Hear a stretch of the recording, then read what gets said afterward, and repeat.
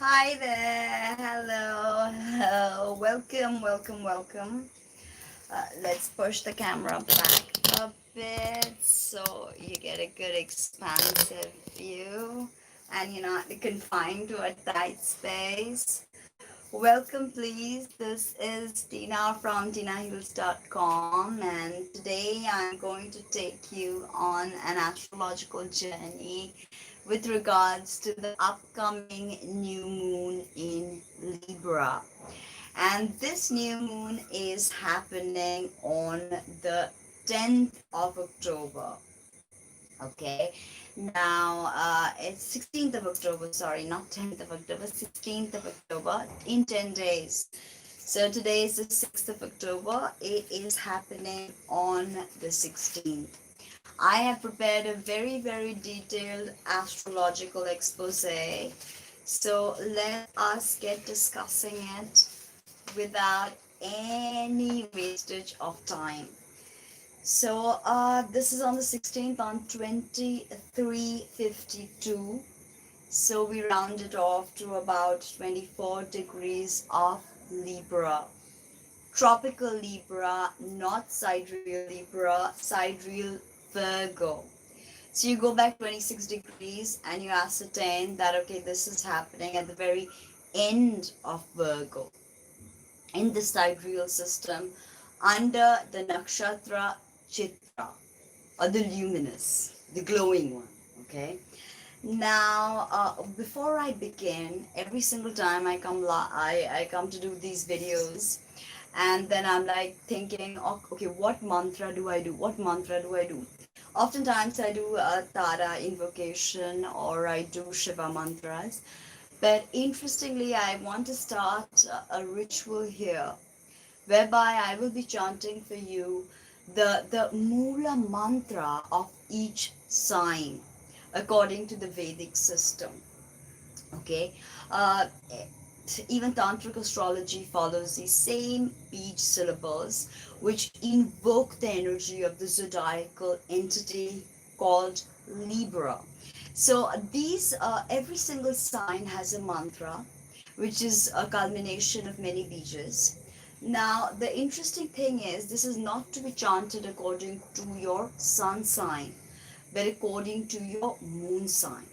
So when the moon is in Libra, you can chant this mantra and you can really, really benefit from it. Okay.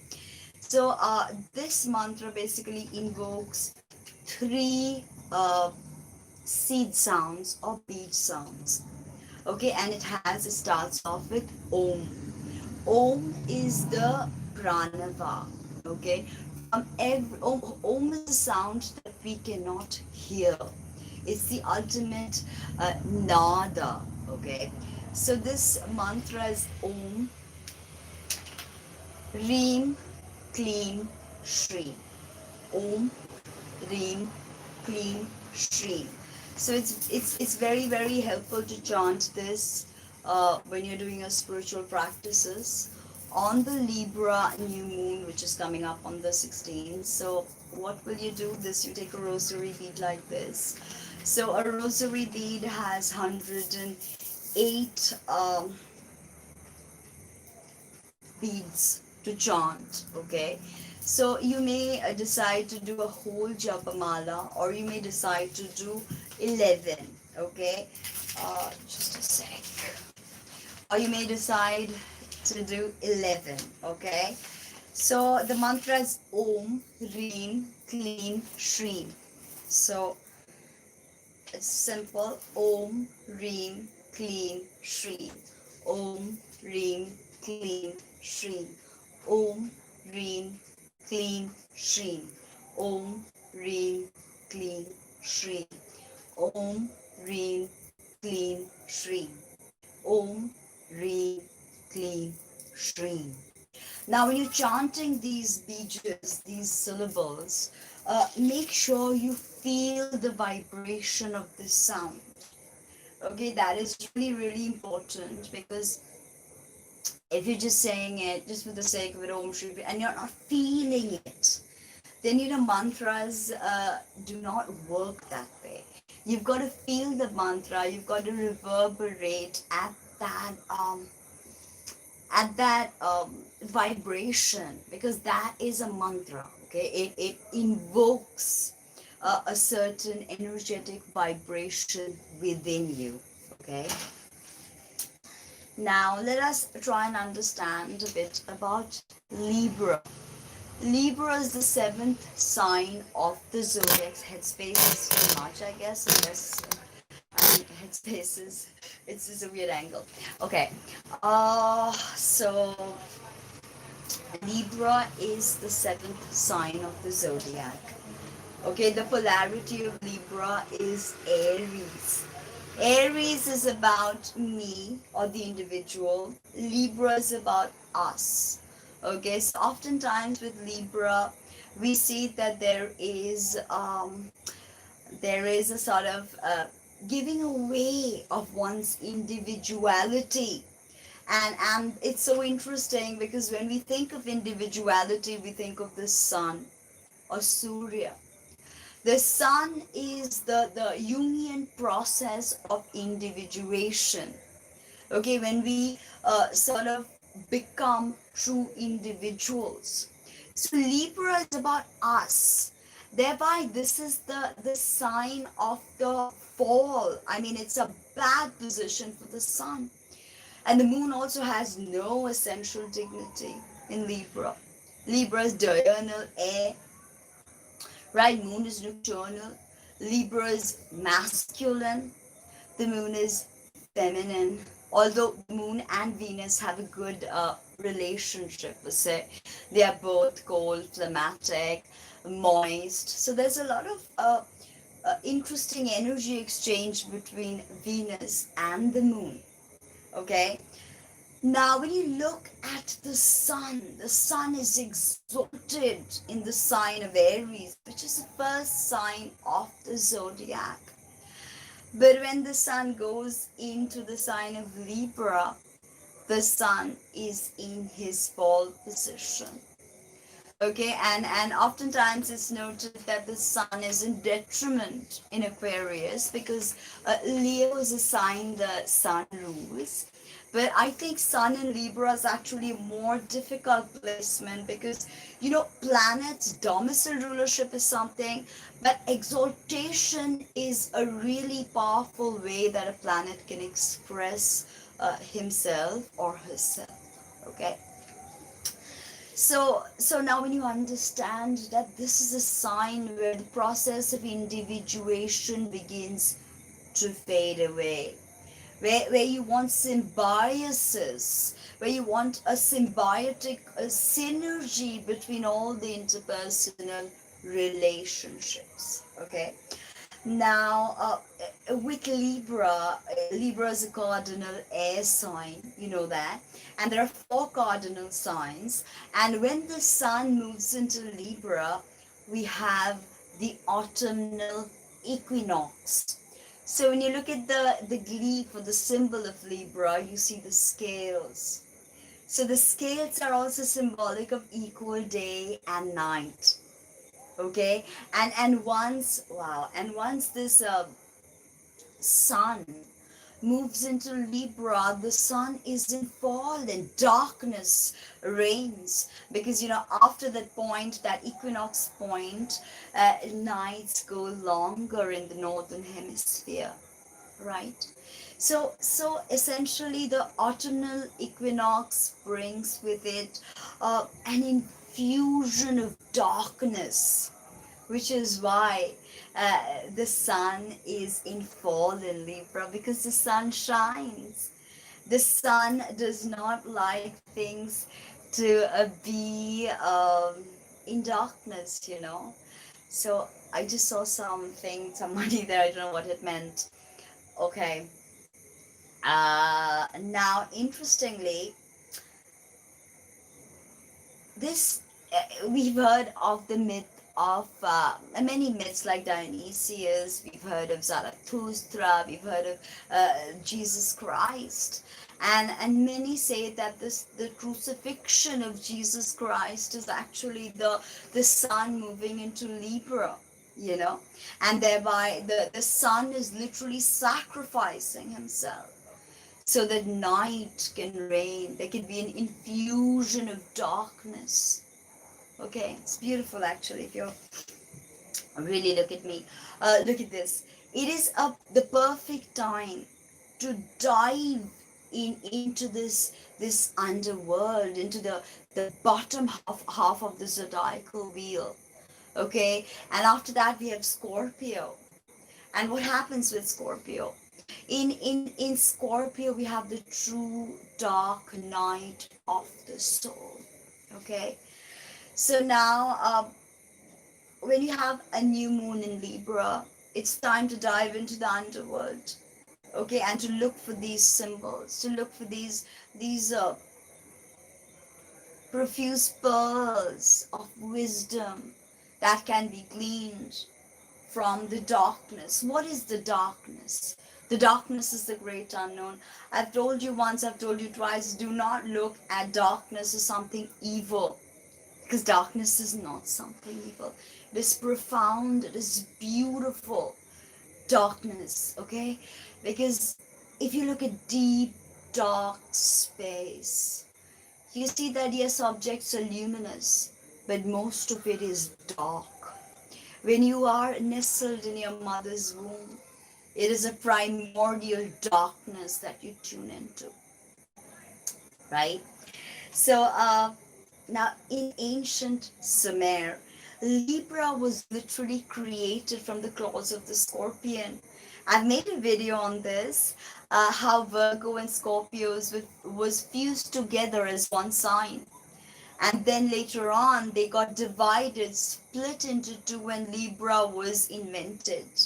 Okay, Libra was discovered. It was the balance. Okay, it is the point when matter and spirit are in equilibrium. Yes, I think that is the word I was looking for, equilibrium, people. Libra exemplifies equilibrium. Okay. Now, so it was created from this claws of the scorpion, okay, later on. And that's why we see such an energetic similarity between Virgo and Scorpio, actually. And the Libra just suddenly comes, and there's this balance of this energy of light and dark. The polarity is so heightened in the sign of Libra. Now, the scales symbolize the equinox, like I said, equal day and equal night. Sun in Libra exemplifies this equilibrium of matter and spirit, okay? Scales are also inanimate. If you look at all the signs, you will see bestial signs, Capricorn, Aries. You will see humane signs, human signs, Gemini, Aquarius, half of Sagittarius. And then you will see Libra. Libra is actually something inanimate, something cold. What happens when you touch cold metal? Okay. So it's inanimate, it's cold, it's mechanical. This is how you meditate on symbols to truly get to meaning. And when you meditate long enough, you realize that there is really no one meaning that you can posit onto a particular astrological idea. And I think that is the profound beauty of the simulation. Okay, so equilibrium with Libra. When you're approaching a new moon or a full moon in Libra, or you're approaching the autumnal equinox, think of equilibrium. Take a deep breath and think of equilibrium, right? Now, okay, now you've seen that there's a goddess, and the goddess holds the scale. Many say she's Ma'at of ancient Egypt, but she's actually Venus. Okay, no matter which system you look at it, Shree is the archetypal feminine. Okay, Venus herself. Oftentimes you will see this figure holding the scales. She wears a blindfold. The blindfold is to show you that justice is impartial. Justice does not see your face, your clothes, your position, your social standing. Justice is impersonal. That is something that's very profound about Libra that we must understand. Balance is the key to how the divine intelligence operates. Okay, especially in this realm, this 3D realm. Okay, it's fraught with dualistic experiences. There's death, there's life, there's waking, there's sleeping, there's dreaming. It's profound. What is real, what is not? These ontological questions, this epistemological questions come at us, and oftentimes the wiser we get, we tend to realize that there is no 1 plus 1 that makes 2. Okay, so that's also the darkness, the unknown, the unseen, right? Now, when you think about Venus, okay, Venus is the connecting principle. Okay, I made a video on the esoteric significance of Venus. Please check it out. I've got a Venus playlist. Also teaching you how to invoke Venus. Okay. Now, you must understand that the balance has to occur, especially in a realm that is fraught with duality. Balance is the key. Too much spirit, no manifestation. Too much matter, no spirituality. So there has to be this point of balance, of equilibrium, shanti, as we say, peace. Okay, now, okay, very, very interesting now. The two balances on the scale, that is a karma.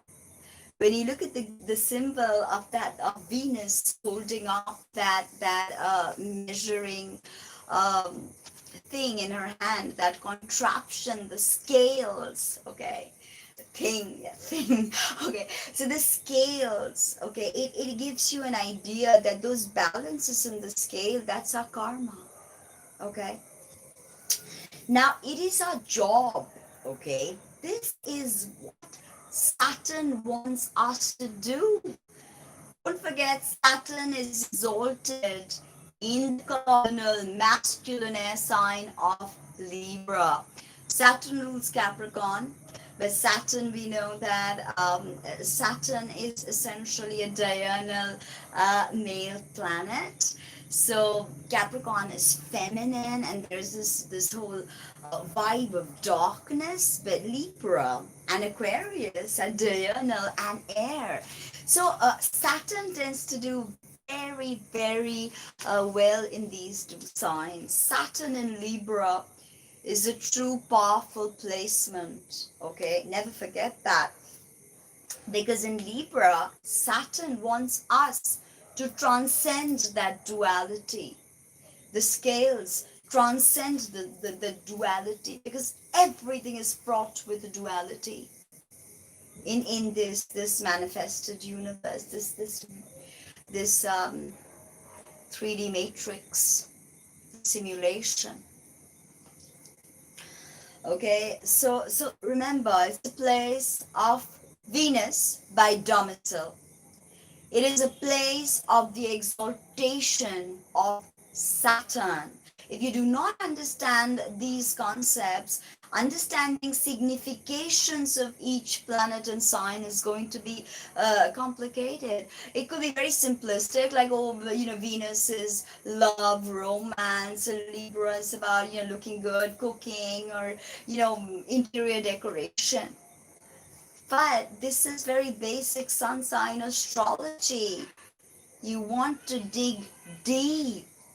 You want to transcend reality, and that is what Saturn wants you to do, to transcend that duality.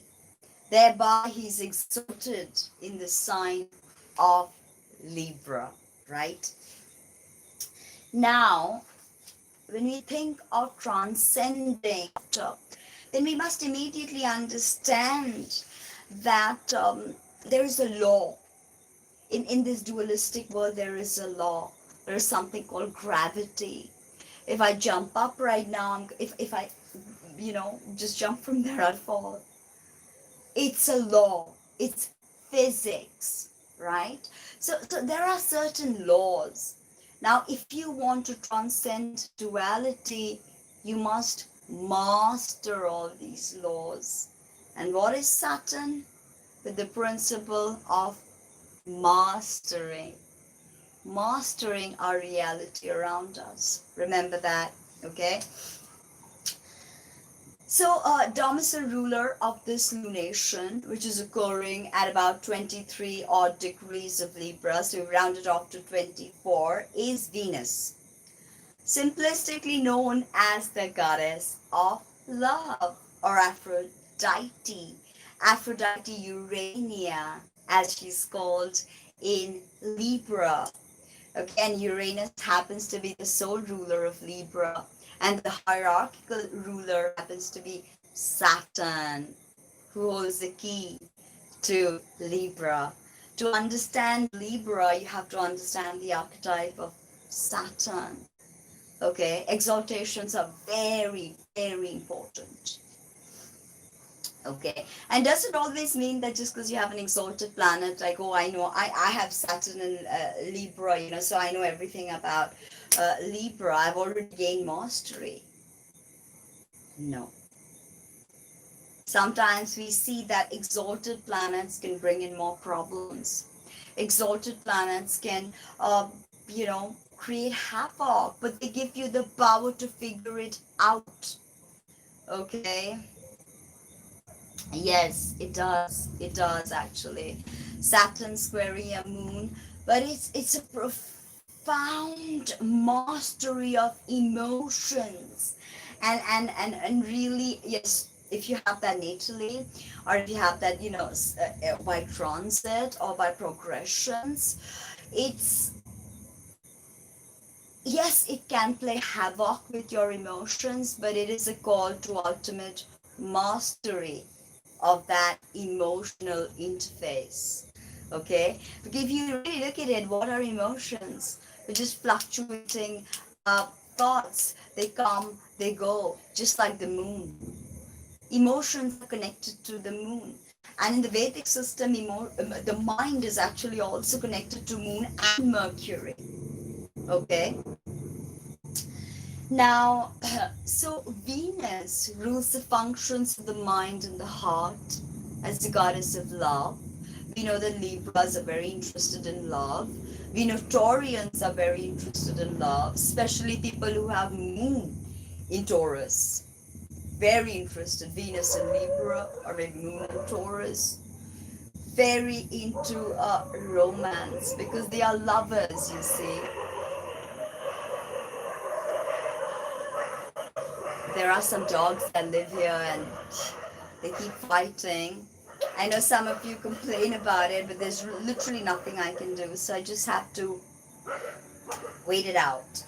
Okay, now when you think of Venus, you think of the 5-petaled pentagram that she draws up in the sky. Okay, the dance of Venus. And the 5-petaled pentagram is our senses, our 5 senses. Okay, so now sadly, okay, Venus facilitates our growth through the 5 senses: eating, smelling, seeing, touching, all of that, right? And that's why we incarnate, honestly, just to feel these things. If future humanity is running an ancestor simulation right now, they want to know what it feels like to feel, what it feels like to hurt, what it feels like to love, you know. So Venus has control of the functions of the heart as well as the mind. The five senses, they facilitate our growth. Now, when we think about some of the lower vibe of Venus, we think of Venus heavy people, Venus heavy natives as fornicators. Okay, Venus and fornication, lust. Uh, you know, sadly, that's where it's landed up to. But esoteric astrology tells us that the highest virtue of Venus is chastity, is being chaste. Okay. Now there's a lot of confusion about that chaste word again and what it means to be chaste. But essentially, what you need to understand is not wasting the ojas or the sexual energy, but putting it to use, right? That is what is meant by chastity. Taking that energy, that kundalini, and converting it, using it, okay? Otherwise, you waste literally all of this energy through the five senses, okay? That's something to think about. Now, if you have an imbalanced Venus, many Libra natives, especially for people with planets in Libra, or whichever house it is for you, houses actually, because Venus rules too, and Venus is the key point of focus here, that an imbalanced Venus leads to total identification with senses and sensory input and output, okay? Sensation, okay? And this is when souls become attached to matter and materialism, okay? And we've seen many Libran people very, very attached to materialism. We see many a Taurian, okay, many Taurian people uh, very attached to materialism, okay? uh, Venus in Virgo is completely different understanding of Venus in Virgo. I'm going to make a very detailed Venus in Virgo video, but yeah, Venus is in fall position in Virgo. So then again, you have to break it up into understanding the triplicity. You have to see Venus in Virgo is in which decan, first decan, second decan, third decan. Then you have to look at faces. Beatrix divides each sign into phases. Then there's something called terms and bounds. So you've got to look at terms and bounds to ascertain who's the ruler of your Venus in Virgo by term or bound, by phase, by domicile, by exaltation. That is how you piece together the story. Okay, if you look at any astrology report about the Libra new moon, no one is going to tell you that. Okay, because it's pretty standard. It's this, it's that, it's, Venus, Libra, relationship, marriage, being a pushover, being a people pleaser. That's all you will know.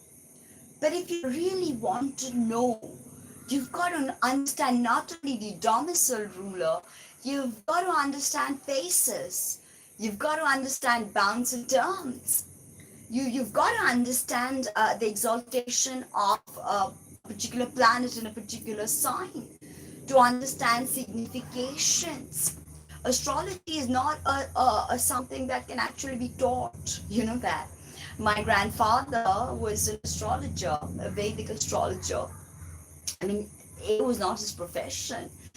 But he was a homeopath and astrologer on the side of being a chartered accountant, and it is him that got me really interested in Jyotish and Vedic astrology. Okay, from the very beginning, and it's interesting that each sign and the significations that someone derives from it may not be true for you.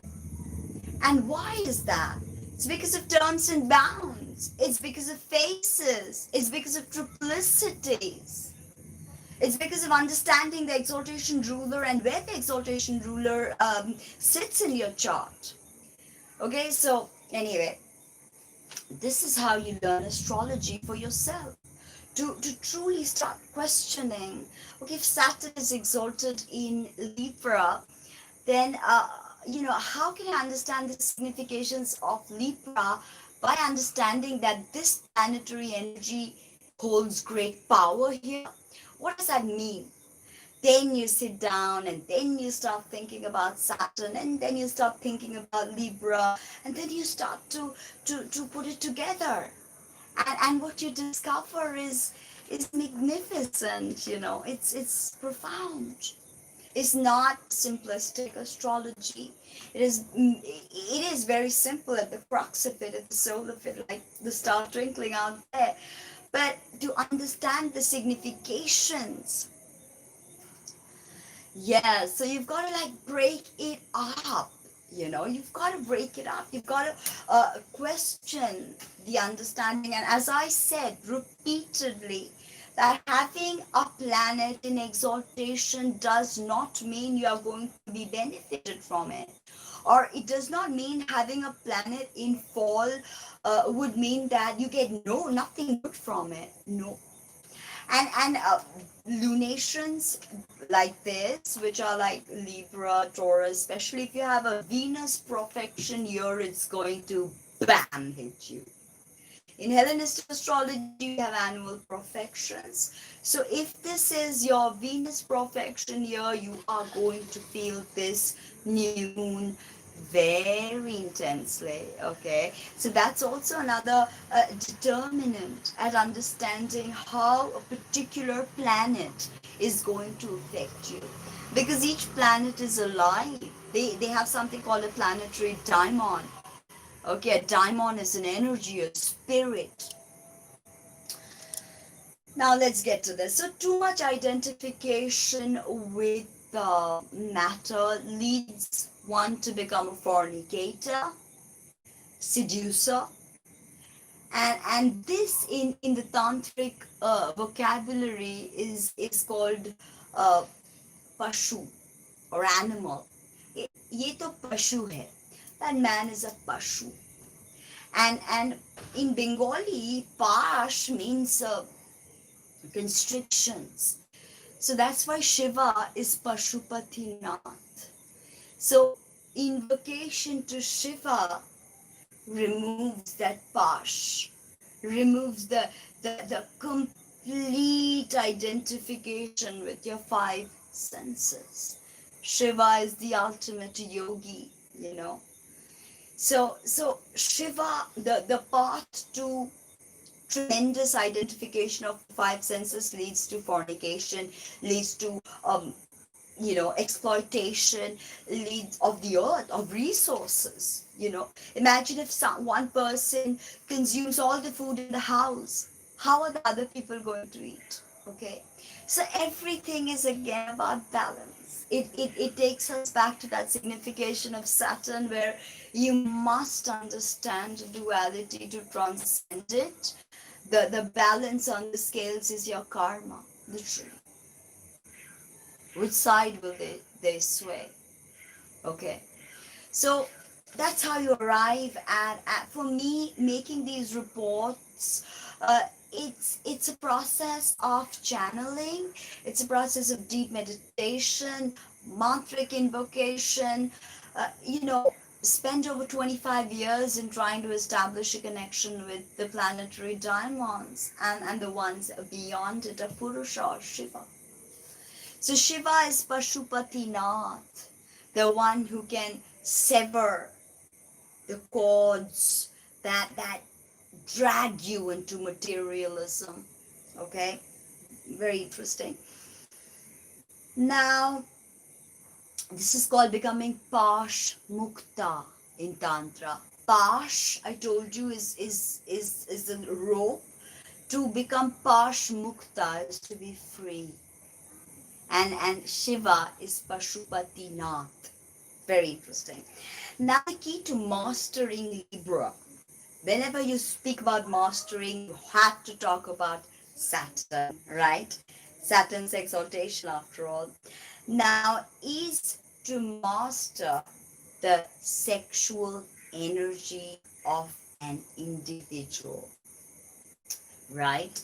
And if you really look at the sexual energy, you've got to understand that there is a deep, we know as Mars to be one of the significations for libidinal energy.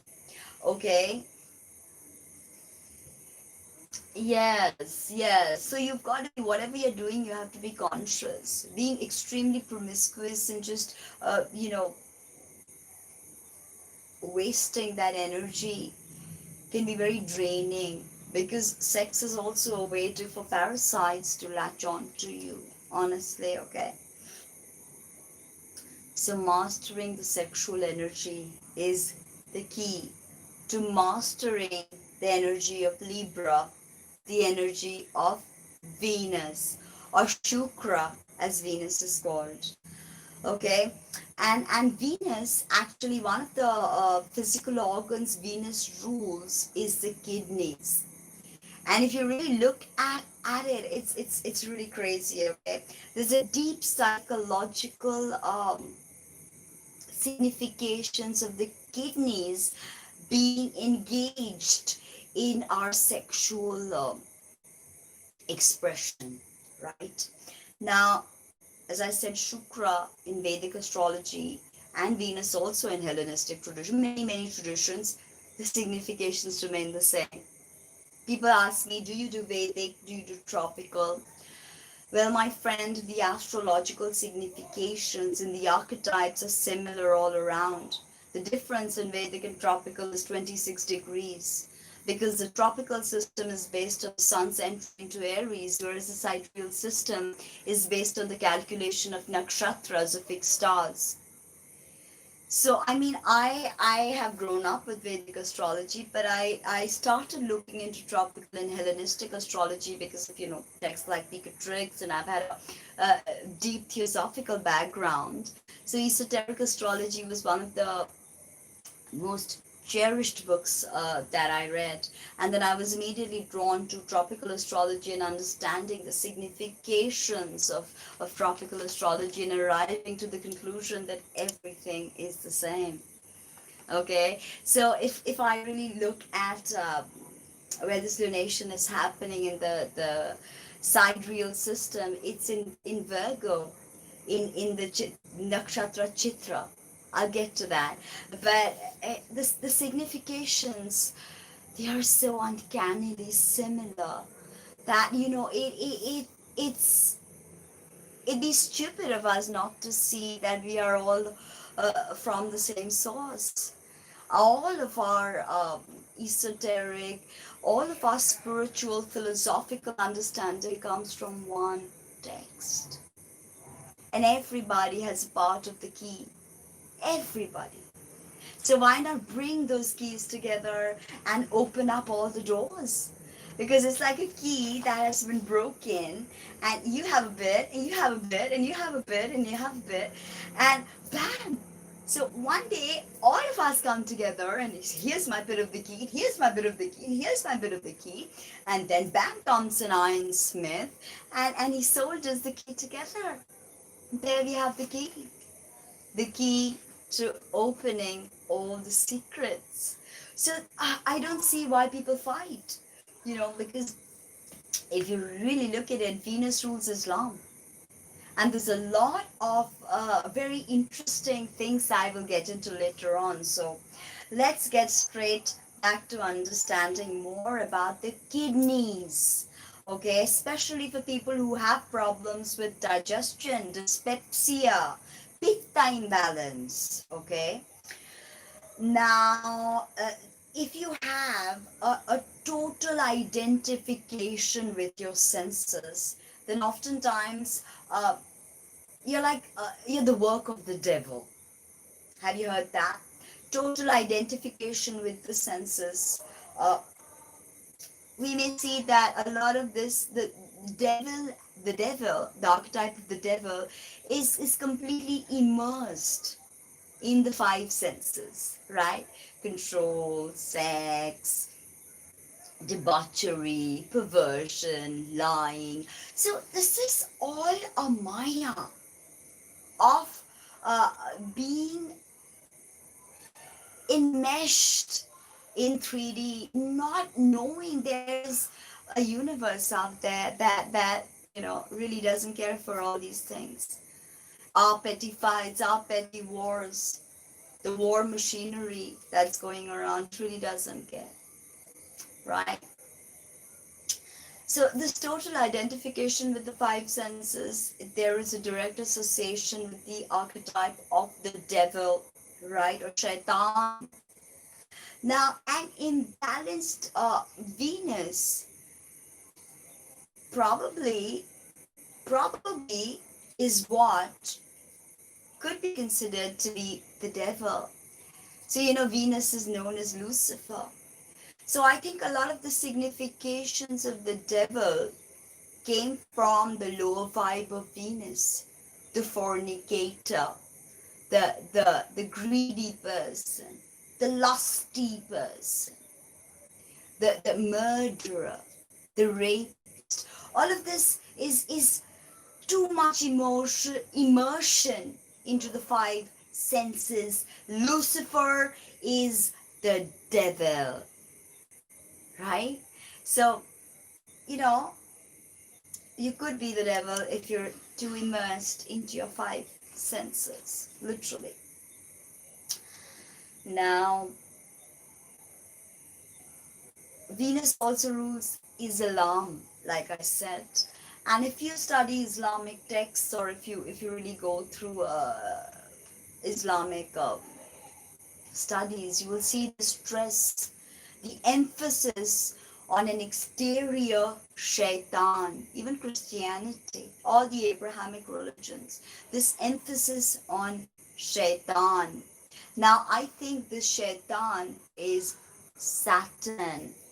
And I told you that a lot of baleful magic, a lot of hurtful magic, dark magic, black magic is done by using the power of Saturn. So that's why Shaitan is possibly Saturn. Okay, and the emphasis of Islam on Shaitan. Okay, very, very interesting. I think they're talking about Saturn, if you ask me. Okay, now we've got, very interestingly, this is something I noted, that Venus started a new cycle 2020 June. If you remember, Venus was retrograding in Gemini, and then she had that whole inferior conjunction and a superior conjunction, and she started to go direct, right? And that started a new cycle of Venus, right? So, and there was a new moon on 21st of June. Okay, and this is also an annular eclipse of the sun, a solar eclipse. You can go back and check my report on it, right? Now,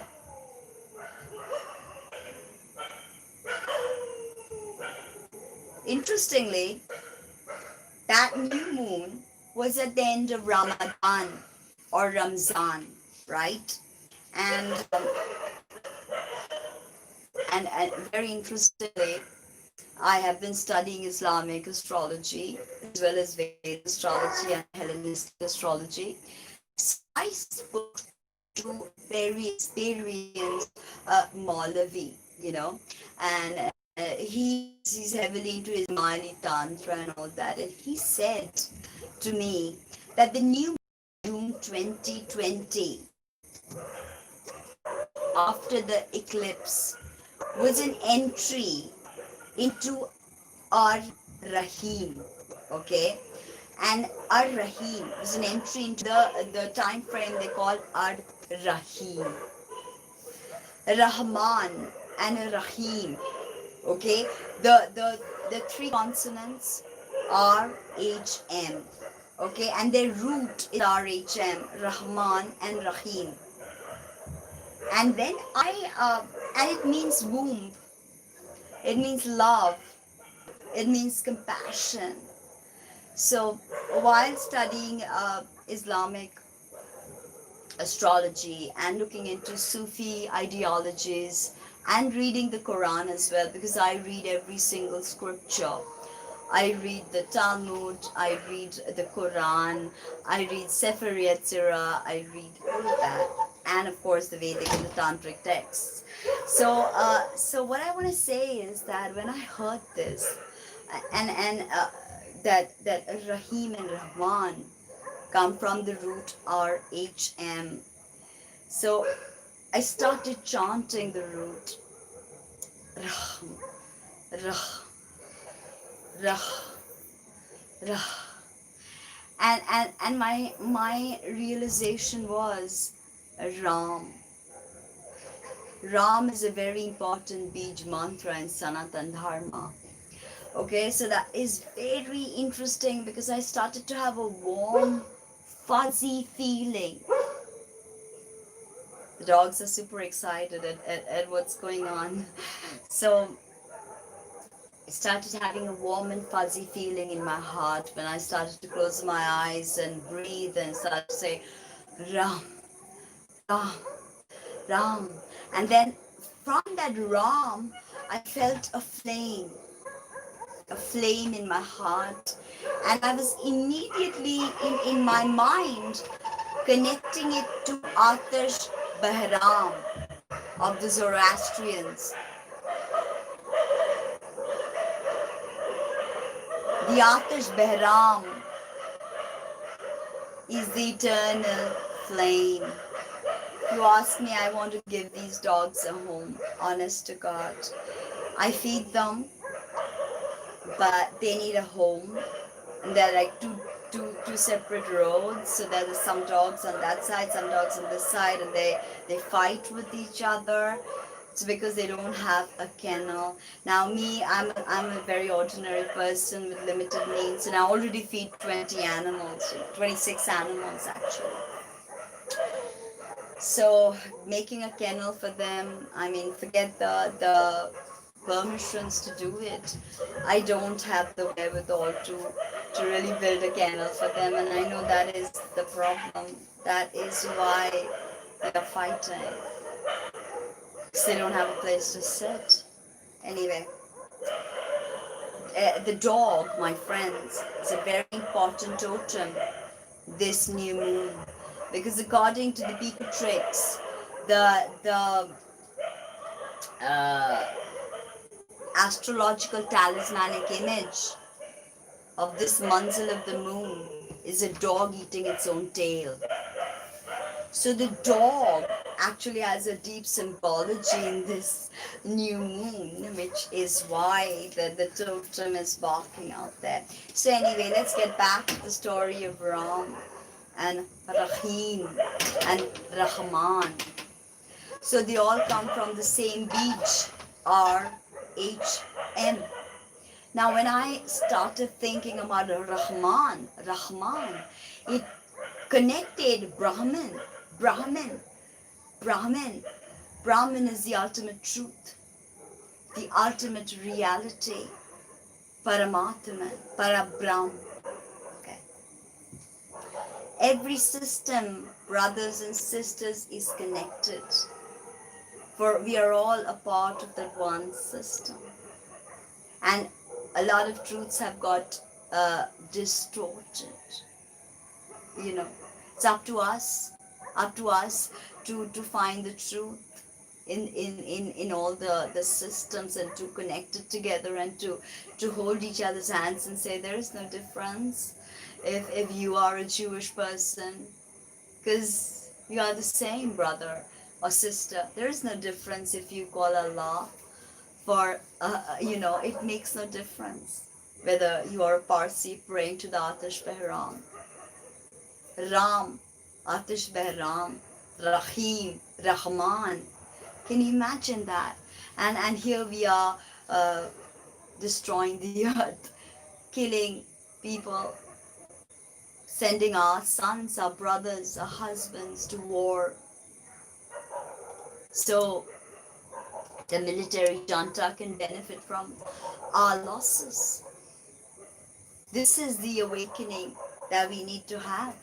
That's why it's my job to study all systems and to come and tell you that Ram and Rahim is from the same source, and Behram of the Zoroastrians is the same source, is the same root. There is one language. There's one language, and that language is love, acceptance, kindness. Not my religion is better than yours. It doesn't work that way. So the dog eating its own tail is very important this lunation. And the dog eating its own tail actually reminds me of Ouroboros, which Helena Petrovna Blavatsky chose as the symbol of the Theosophical Society, the snake eating its own tail. Stupendous stuff. Remember, all is one. Now, so when I started having this after hours of chanting,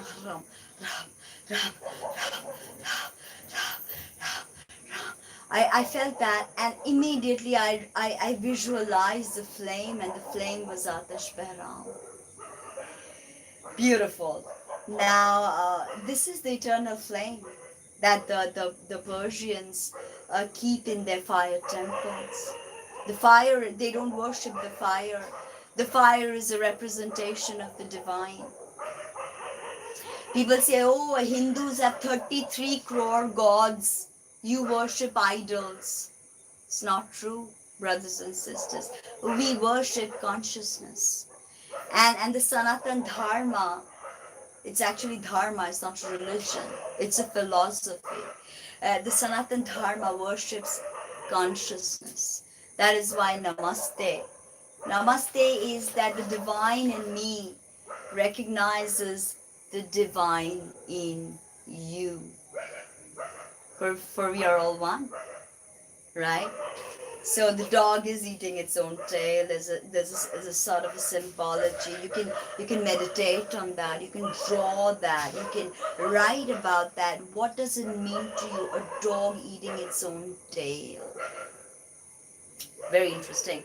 Now, the Atash Behram in the Zoroastrian temples is actually a combination of 16 fires. And the first fire is collecting the fire from a crematorium or a cremation ground. So you see how the Zoroastrians have always lived with the Hindus. Because who else burns their bodies but us? So one of the fires, the 16 fires of the Atash Behram, one of them, the first fire, is from the charnel grounds, the crematorium, the fire of a dead body. So that is how close we are. Forget our DNA is identical, except a tiny little bit. But if aliens look at us, they will not emphasize our differences. They will see our similarities, and they're like, oh, this is one. It's like if somebody studies the cells in the body, and the cells are inside screaming that, hey, we're different, we're this, we're that. But to an onlooker, these cells look the same, right? So that is my work here, to show you how every system is interconnected. It is one ginormous snake eating its own tail. Right. Now, okay, now again let us get to understanding the kidney. Kidney renal failure. Diabetic people have problems with the kidney, right? So the kidney is a pair of organs which sit on either side of the spine. Now the spine is Saturn, the kidney is Venus, sits on the two sides of the spine, Saturn, structure, exaltation in Libra. Remember that. So the kidney has two primary functions. Okay, one is to clean blood. Now blood is Mars. And blood has both pure elements in it as well as impure elements in it, just like Mars, you know. So today I posted this paragraph uh, from Picotrix about the significations of Mars, and someone said, "Oh my God, that looks like Earth 2020," because these significations of Mars is quite scary, you know. So if you really look at Mars, Mars has purity as well as impurity, and it is the job of the kidneys to siphon out the pure from the impure. Like I said, if you look at if you try to understand the significations of Venus, try to understand what Venus is not. And what is Venus not? Mars. Because then here we've got Mars in Libra, not a good position. Because Mars is domicile ruler of Aries, right? So it's very interesting. So she basically, the kidneys, they clean blood. So kidneys regulate water. And what is water? Signification of the moon and in the body, okay? Now Venus is cold, moist, phlegmatic, temperate, and a fortune. Because she's fortunate. And why is she fortunate? Because I explained to you how the fortunes operate in moderation, whereas the malefics operate in excess. So with Venus, there's always, with Jupiter as well as Venus, with Jupiter we tend not to see that, but there's a moderation that comes with the fortunes. Okay, that's why the ancients call them the fortunes, honestly. Now, okay. Now, when we think of the fortunate aspect, we also think of the kidneys cleansing the blood, right? And that's the sort of fortunate. That's why Mars is malefic, right? And as I said, purity and purity, Mars is a carrier of both good and bad. Now, water and blood. Please remember these two. Water and blood are very, very important in every single mystical tradition. Water and blood. Without water and blood, ceremonial magic cannot be performed. Okay. Uh, so when you think of water and blood and the role of Venus and the kidneys in it, then you immediately like, okay, now I understand how Venus is has such a deep occult signification. The kidneys, they have they've spoken about a lot in Jewish texts, in the Bible as well. The heart and the kidney. Uh, they are seeds of profound intelligence, okay, and with the kidneys comes cleansing. So with this new moon, there is a sort of cleansing that is coming to us. I made a note of this later. Coriander cleanse can be very, very powerful this time. Now, okay, so basically another thing that you must understand is there's something called the adrenaline glands.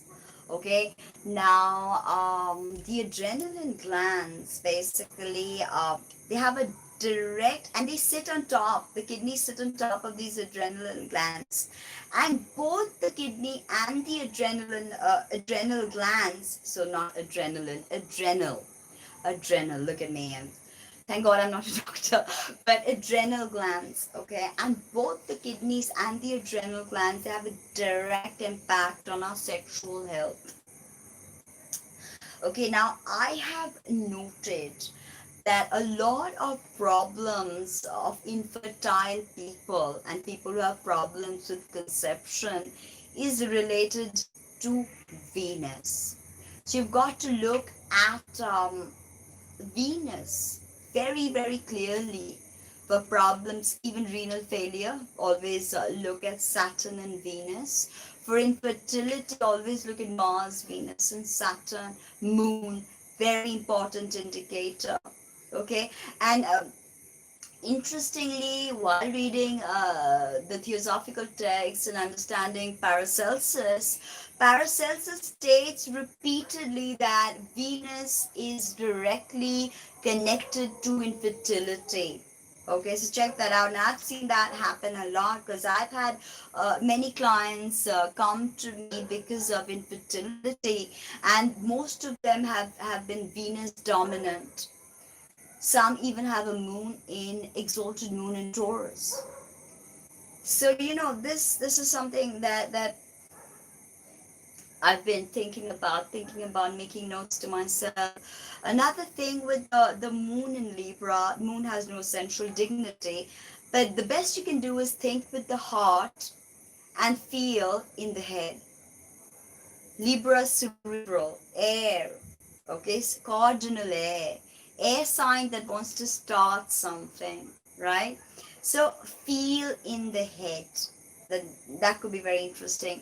Now let us try and understand all the organs ruled by Venus, right? Sex organs, reproductive organs, kidneys, throat, thyroid, upper neck, face, eyes, and skin. So the skin, oftentimes you will see that the acne or any kind of problems with the skin also comes to Venus as a significator in the natal chart. Hormonal imbalances are galore with Venus dominant people.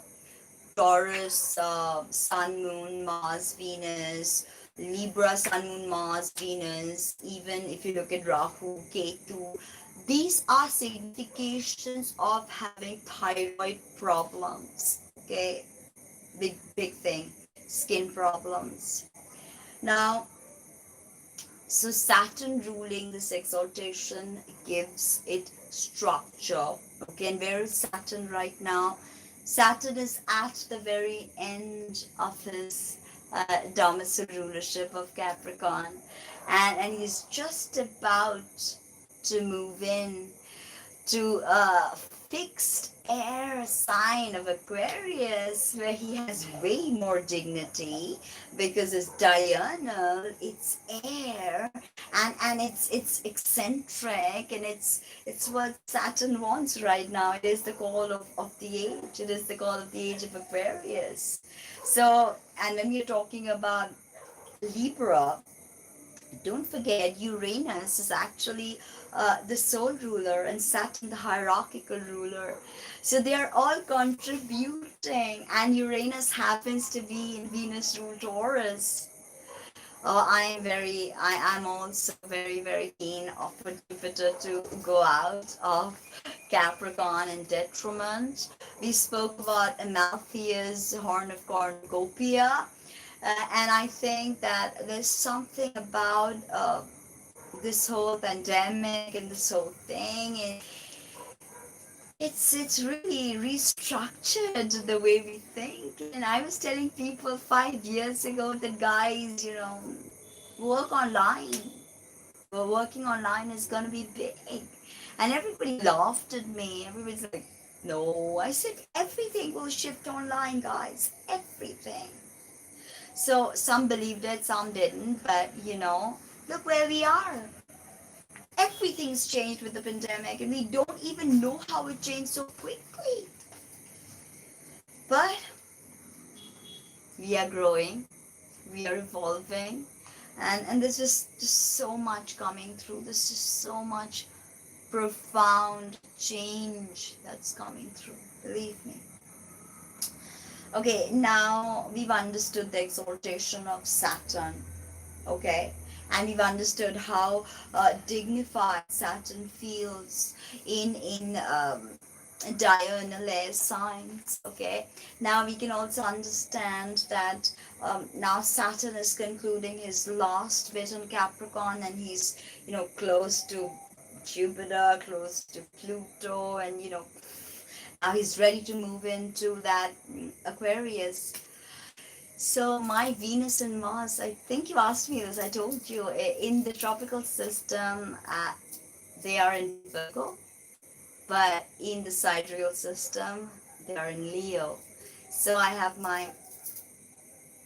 in the tropical system, I've got like my Mercury, my Saturn, my Venus, my Mars, everything in Leo. But in the Western system, they're all in Virgo, except that Saturn happens to be on the 29th degree of Leo, which is conjunct the fixed star Regulus. So there's a very, very strange combination over there. But otherwise, I have, of course, in the Western tropical Hellenistic system, my Venus is in the Saturn ruled decan of Virgo, decan 2 of Virgo. But coming up very soon is a detailed Venus in Virgo video. So, all right. Now we've done that. Okay, now this is decan 3 of Libra. I told you triplicities and decan break up many times. So decan 3 of Libra is ruled by Mercury. This is the Gemini triplicity. And by air triplicity, Saturn is the day ruler, and Mercury is the night ruler, and Jupiter is the participating ruler. Now, when we tend to look at an air sign, the element of air is light, of course. It's hot, okay, and it's wet. So air has a need of communication. Air has a need of articulation, right? That's very, very important. Okay, so now we move on to, okay, so I think we're done with a lot of, okay, now we move into page 3. It's a lot of channel writing, a really detailed astrological report, like I said, and I'm still not finished. Okay, I'm still, all right,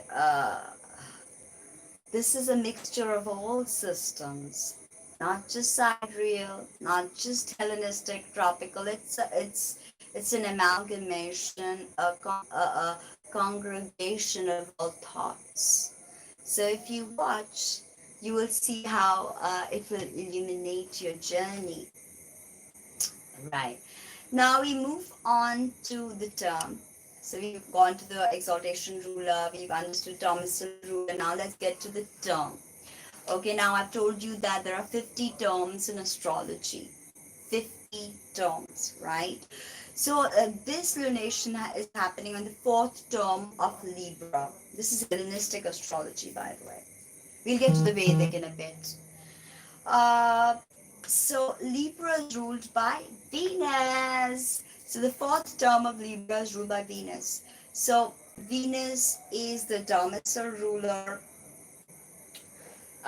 Mercury is the triplicity ruler, right? Venus is the term ruler. Okay, so what happens with the natives here? The natives here are loving. So when the moon is happening in this particular phase, this particular term and balance are the same thing. Phases are different. I'll get to the phase. So you have loving energy available to you. Okay, you have beauty. You're attracted to beauty. You love crafts, all things Venusian. So I have made a video on symbolism of Venus, in both Vedic and Hellenistic traditions, okay, of VETTIUS VALENS, so you can have a look through that. So you're going to love arts, films, acting, beauty, makeup, looking pretty, feel good with Venusian things. So you must understand the symbology of Venus. Now, VETTIUS Valens, who was a Turkish astrologer, he says that this term is rhythmic, pious, mild and slow, fortunate, making progress without effort, exceedingly fortunate in marriage, and lucky in everything. So if you have your Venus or your no, not Sun, but if you have your Venus or Moon also, I mean, no, I would rather not say that, but Venus in this term, then yeah, you're going to be lucky, lucky, lucky, lucky in very many things, lucky in everything, right? The fourth term. Now, the fourth term is of course 21 to 27 of Libra. Now this is the third phase of Libra. So bounds and terms are the same thing. Phases are different. Triplicity is different. So with each energy, you go layer after layer into understanding the archetype, right? So this belongs to Saturn, the third phase of Libra, where we are having this lunation. It's a very strong Saturnine vibe, exaltation. Saturn is ready to move into this powerful air triplicity, meeting with Jupiter on 0 degrees, Jupiter being the participating ruler of this lunation. So yeah, it's very, very interesting. Okay, now uh so by bounds also, this is ruled by Saturn. Now the sun is fallen in Libra, we know that, we've already gone through that. Now, the mantras of the moon are basically calculated according to the fixed stars, okay, not according to the tropical zodiac. So, oftentimes, many astrologers use the mantras in their tropical understanding. So, when the sun moves into Aries, and they take that, but people, I've done that also. But now, what I've started to do is I've started to look at the sidereal placements, and I've tried to ascertain the mantra from there. Okay, so this Mansell is rather interesting because, okay, like I said, that the Vedic system is nothing but 26 degrees behind. And they have this tremendous nakshatra system that Western tropical doesn't have, but they do actually. If you look at Hellenistic system, they've taken that whole Mansell thing from the Arabs and Arabic Islamic Ottoman astrology. Now, so we are at the 14th Mansell, and this is known as Alcimark or Azimek, right? And here, this whole Mansell, the indicator star is Spika. It's the most profound and beautiful star out there. I mean, other than, of course, Formholt, where I have my moon conjunct Formholt, which is known as Satavisha in the Vedic astrology. So very interesting. Spika. Spika is a very profound fixed star. So for this Mansell, Spika is the indicator star. Okay. It's Azimek. Now, according to the Picotrix, what kind of magic is available to the astrological magician? Okay, you're like, okay, Tina, can you put a spell for me? What kind of spell would work when the moon is in Azimek or the 14th Manzil? Then I'll tell you that you can make images for love between man and wife. So very good for love spells. To heal the sick with physic and medicine. So again, because sidereally this is happening in Virgo, and we know that whole Virgo understanding of healing comes in this. Then baleful magic, also because this is ruled by Saturn in exaltation as well as by term and bound. Saturn rules this zone. So a lot of baleful magic is done by harnessing the power of Saturn. So you have to see that the moon is conjunct Saturn, you can do baleful magic. Sun, moon combust, sun, moon close to Mars, Saturn, you do baleful magic, harmful magic. So to destroy harvests and plants, people who do baleful magic, I don't. I protect people from such magicians. I don't do that magic. Destroy lust. So that's a positive. You know, somebody who's like a fornicator and has moved away from the real signification of Venus, which is harnessing the sexual energy and awakening of the Kundalini. You know, can conquer lust by magical, by ceremonial magic, by talismanic magic in this month. So destruction of those who go by roads for benefit of kings. So, you know, people like Donald Trump, people like Mr. Narendra Modi could get talismans made when the moon is in this Mansal, because it is going to enhance their power. Okay, people who are rulers, people like kings. Okay, now it's very good for sailors and sailing.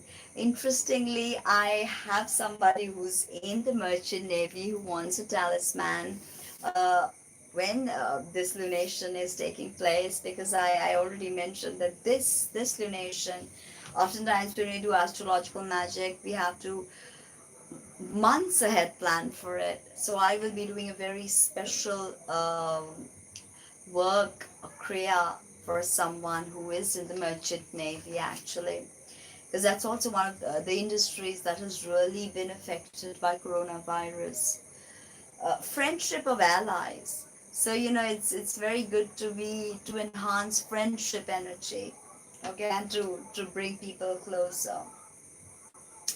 So there are two meanings of this manzil, okay, Alsimak. Some call it the uplifted, and some call it the unarmed. As I told you before, the talismanic image is a dog eating with his own tail in his mouth. So a sort of circular.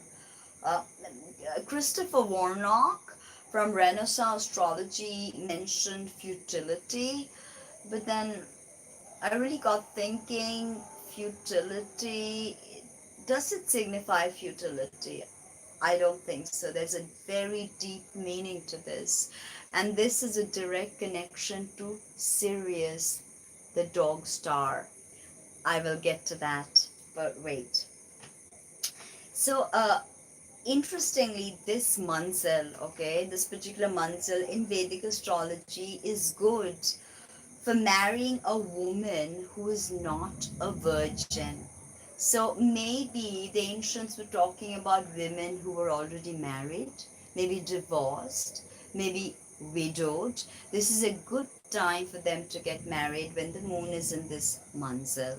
Okay, that's how kundlis are made. You make the right time, and then you get married, or then you do a particular, you know, they call it electional astrology.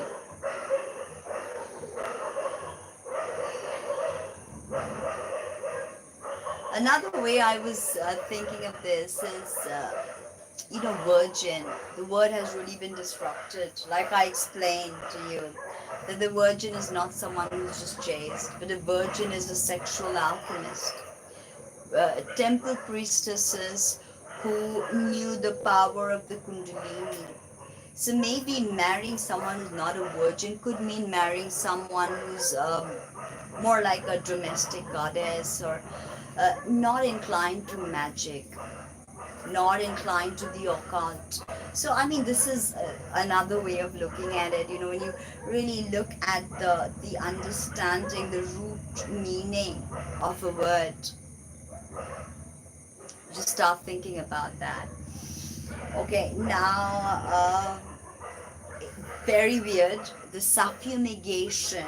Okay, the suffumigation for this particular manzil is cat and dog fur. So if you have do not hurt any animals in the process. I'm sure you won't, but I just had to say it, you know. I do not advocate hurting animals, but if you just groom your cat, you're gonna get a bit of fur. Groom your dog, you're gonna get a bit of fur. Take any copper container, put it in, put some Loban or some kind of, you know, suffumigant. You can use wormwood, myrrh, sage, and then just light it, okay? And just suffumigate your whole house with that cat and dog fur. The name of the Lord is Erdegel, Erdegel. Okay, the name of the Lord of this Manzel.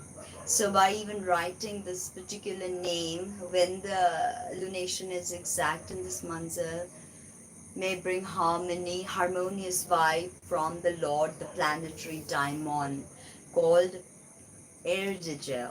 Okay. Now, in the Vedic system, this new moon is taking place in sidereal Virgo in the Chitra Nakshatra. Now, very interesting thing that I had to note was 2020 is indeed a very strange year, and more so because this last month, this month actually was a rarity, as in it had an extra lunar month called in Bengali it's called Udhik Mas. In Hindi it'll be Adhik Mas, means excess month. So we don't add a leap year, we go with a complete different type of calculation. So this is called Adhik Mas, means an excess month that has just suddenly popped up and we don't know what to do with it, okay? Now, this basically begins the lunar month of Ashwin. Okay. Now, this reminds me of Birendra Bhadra, which is like every single Bengali will know the name of Birendra Bhadra. We have something called Mahalaya. Okay, and this time Mahalaya already happened, and then we had the Udhik Mash. So we did not do the Navratri then. But with the Ashwin month starts Navratri. And Ashwin, this is a beautiful shloka, which I'll tell you, it's from the Mohalaya. Ashwinir Sharad Prate বেজে উঠেছে আলোকমঞ্জির ধরণীর বহিরাকাশে অন্তরিক মেঘমালা প্রকৃতির অন্তরাকাশে জাগরিত জগন্ময়ী জগন্মাতার আগমন বার্তা. So this is the invocation to the goddess Durga, who is now going to come. The coming of Durga is actually the ascent of the Kundalini. So this is the time, as this lunation activates Ashwin, your Kundalini starts to stir. And then the Durga arrives, which is the ultimate coming up of the Kundalini to Sahasrara. And then the merging of Sahasrara with the divine Godhead. And then finally the Kundalini descent back. This allegory can also be taken as Inanna's journey, which is also an allegory for Venus retrograde. So this is when Navratri starts. Now another thing that I want to tell you is this is something that my grandfather used to do. He used to say that each sign has a particular homeopathic remedy associated to it. Okay, now each sign basically needs a certain kind of salt, right? Now, this salt can be consumed in the form of a homeopathic medicine. So the salt that is needed is sodium phosphate, and it is available in Natrum phosphoricum, which you can buy from any online store, homeopathic store. Natrum phosphoricum. So this basically balances acids in the body. So if you have excess of lactic acid, latric acid, excess of sugar, it's very, very good for that. Natrum phosphoricum. Or you can do something called the coriander cleanse, which is wake up in the morning, have a small glass of organic ginger, shot, like a tequila shot. And you have that, and you do that for 7 days. Don't consume anything for 2 hours, 3 hours. If possible, just, stay on a juice diet or fruits, vegetables. But the coriander cleanse is the ultimate cleanse for your kidneys. And coriander actually is ruled by Venus. So, I mean, do you see how everything is connected? I know it's a lot of information in my videos. It's a lot of information, but believe me, it's beautiful once you really piece together the stories. And anyway, you can take what works for you, okay? You may not believe in homeopathy. Like what shit? I believe in homeopathy. I know my grandfather started me off learning about homeopathy when I was a little kid. So, it just started that way. So now let's get to the fixed star Spika. Okay, so the Hindus, they say that they call it Chitra, the fixed star Spika. So nakshatra is Chitra, and this is figured, or the symbol is a lamp or a pearl, right? And the presiding deity is Swashtar, Tvashttar,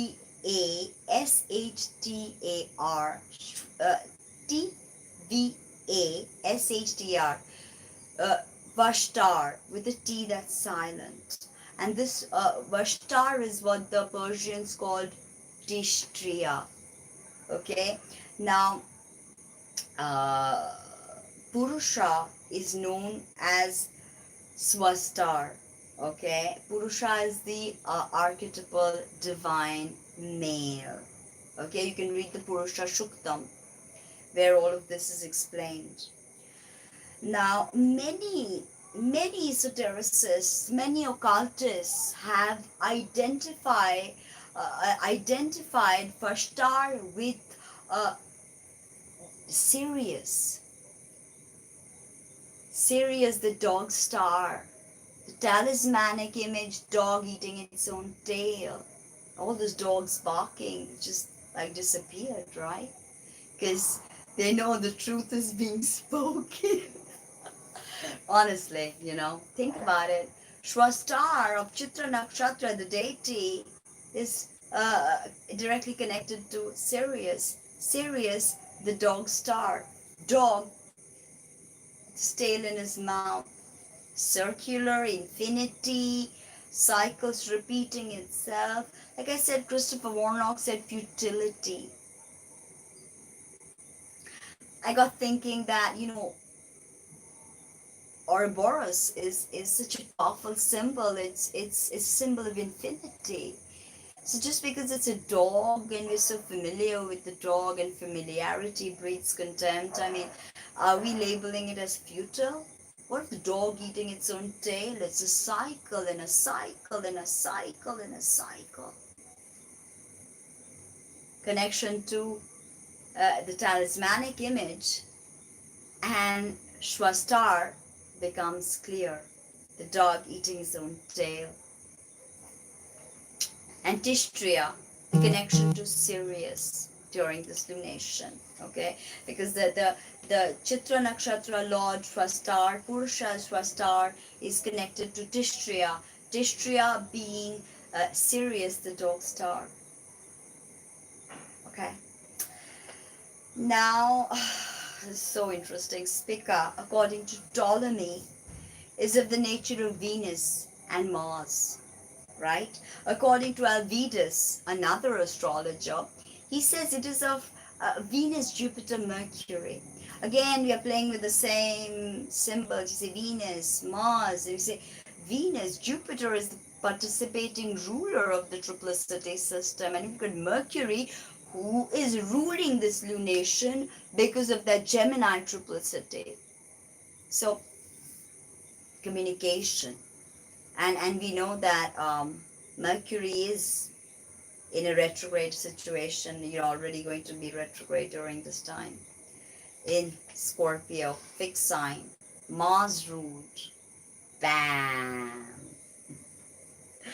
Right. Spica was the biblical star of Bethlehem. Do you know that? The astrological magi, the three Zoroastrian astrological magi's, and they predicted the birth of the Christ Krishna consciousness.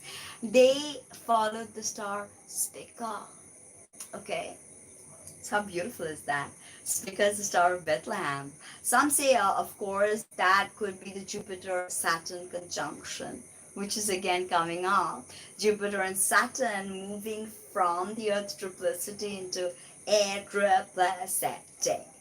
And I love it, especially for a writer, for a communicator. It's profound, right? Now, influence of Spica. Very important to understand, because this lunation will be steeped in the energies of Spica.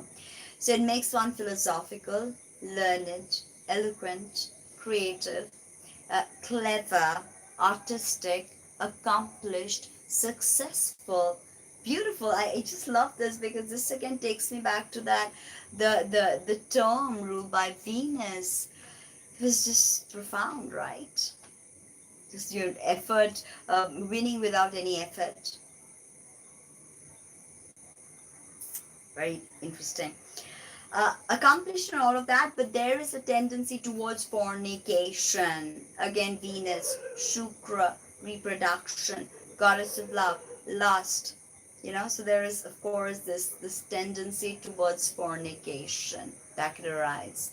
A green emerald is the gemstone for Spica, or you can use any kind of green crystal. For you, I make bracelets as well. So you can try something like green aventurine bracelets, or you can even have a raw chunk that you work with during meditation. But yeah, it's very, very powerful. Any kind of green crystal.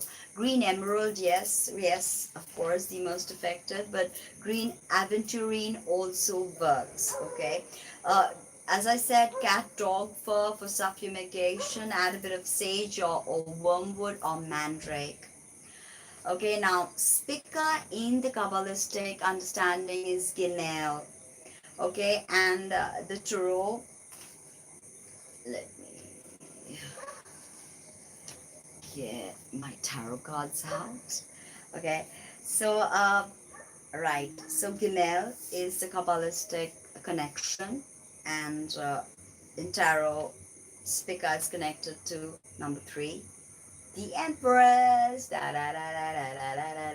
none other than Venus herself.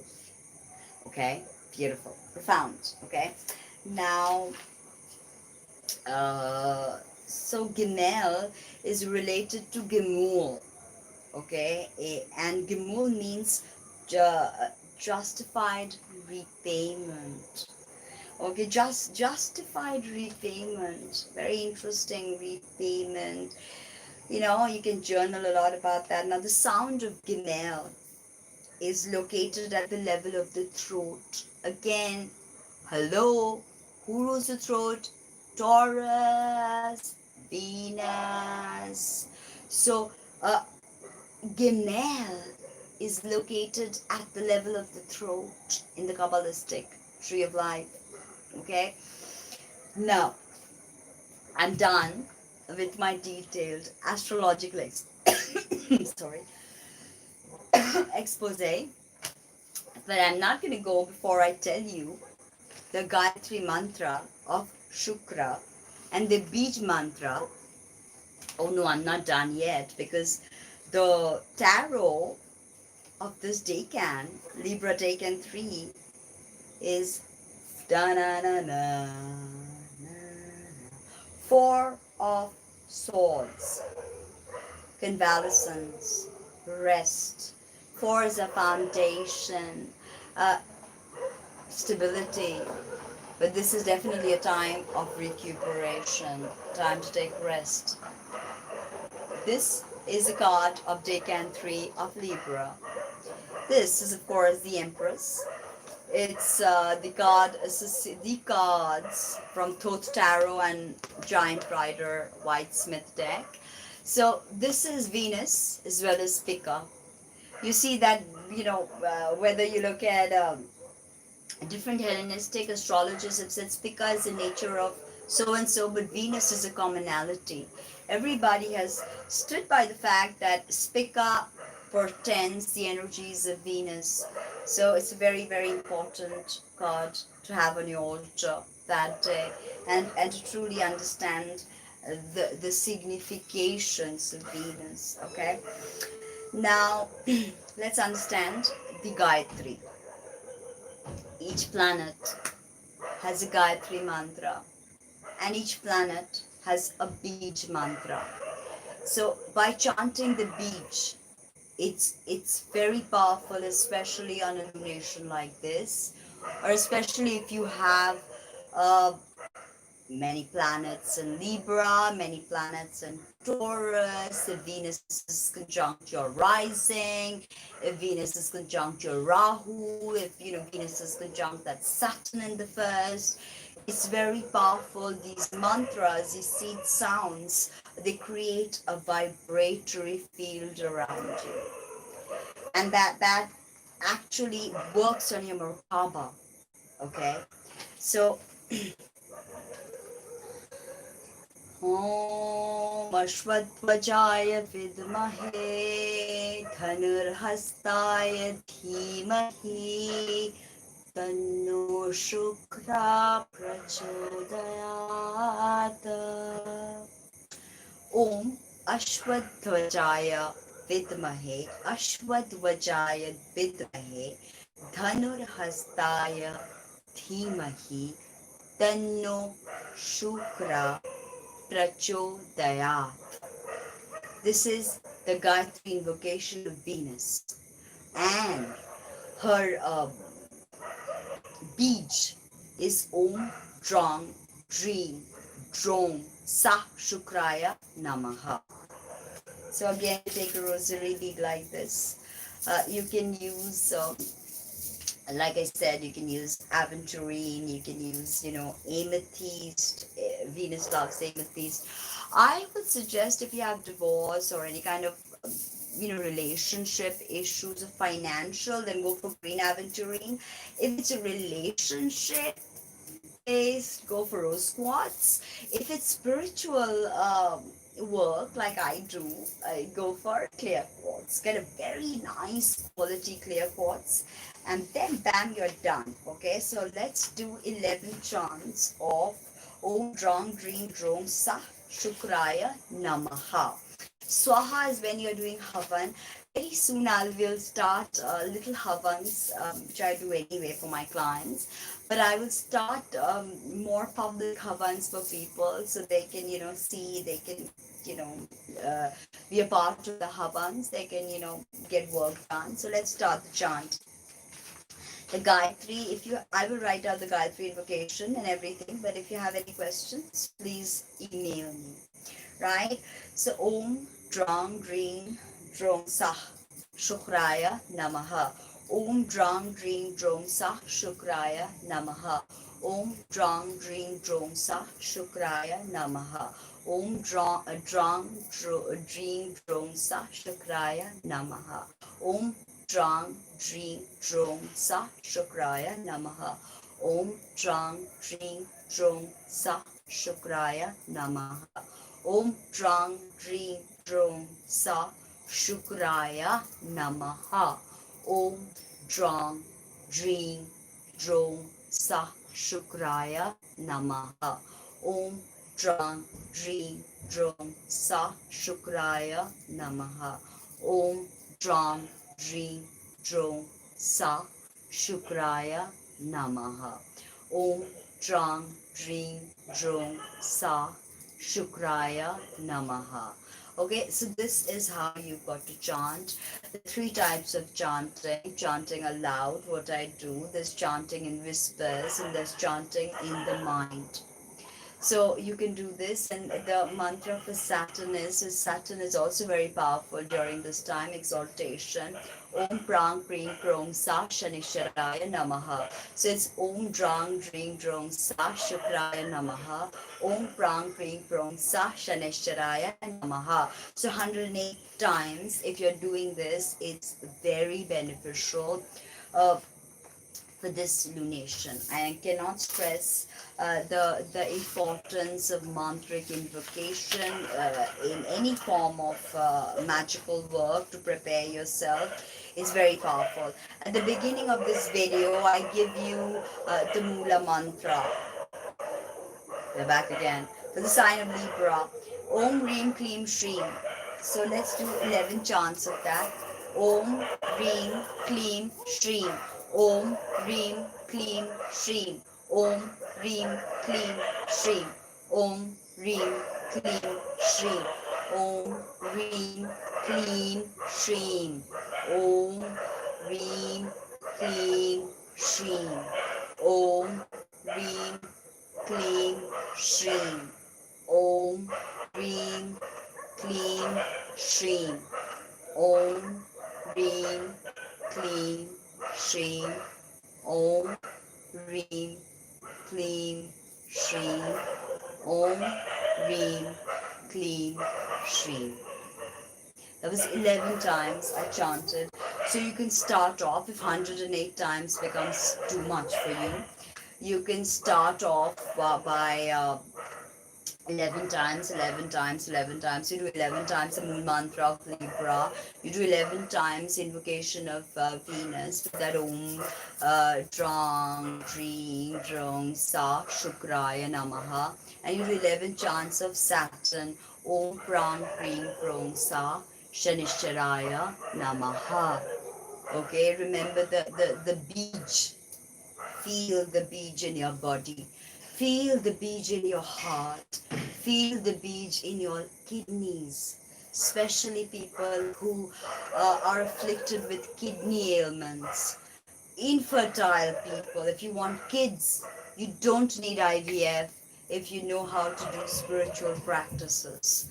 Believe me, if you have hormonal imbalances, tremendous skin issues, eczema, ringworm, bad acne, all of this can be balanced with spiritual work, with crystals, with intermittent fasting, just living a more sattvic life. I told you about the three gunas. Anyway, just see, it's endless. I don't even know how long I'm here now.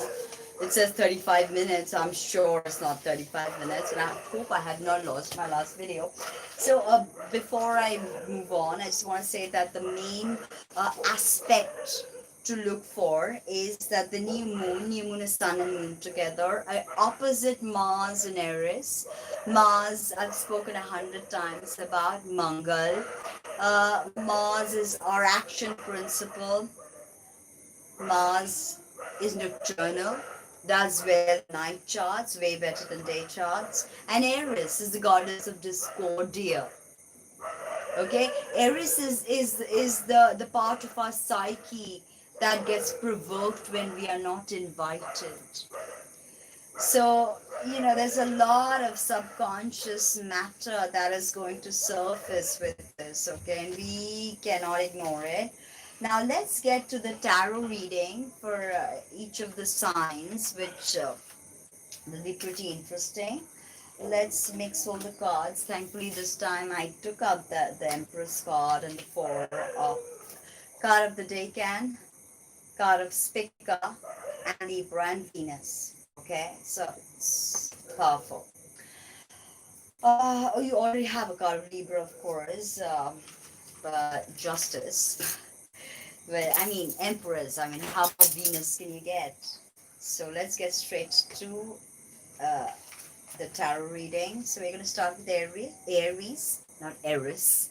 Aries, this is affecting your 7th and your 1st house. So we are going to do the Bija mantra of Venus, I guess. Om Drang Ring Drang Sa Shukraya Namaha. Om Drang Ring Sa Shukraya Namaha. Om Drang Ring Sa Shukraya Namaha. And then we have the Empress. Beautiful fulfillment, maybe, getting close to somebody who embodies this archetype, maybe somebody who's Taurus. And this is your seventh house after all. The Empress rules your seventh house. So it could be that Aries, some of you are looking to get hitched permanently, you fall in love, even if the Empress could be a man as well. So that possibility is there. Let's see what signification we get with that. We got the Six of Swords. Whoa. So Six of Swords is strategy. So, getting this person Aries is going to be how you employ your strategy.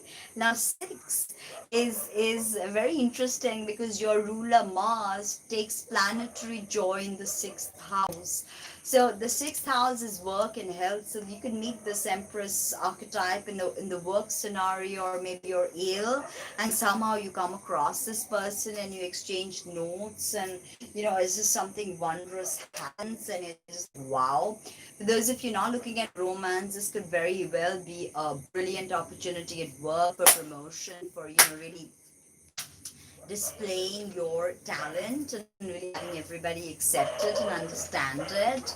And that Mars having that planetary joy, it's so profound with that number six. And swords are of course Libra, signs, but Saturn exaltation moving into Aquarius. Can't wait for that.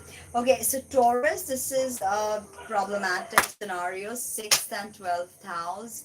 Two quite potentially dangerous houses, and they're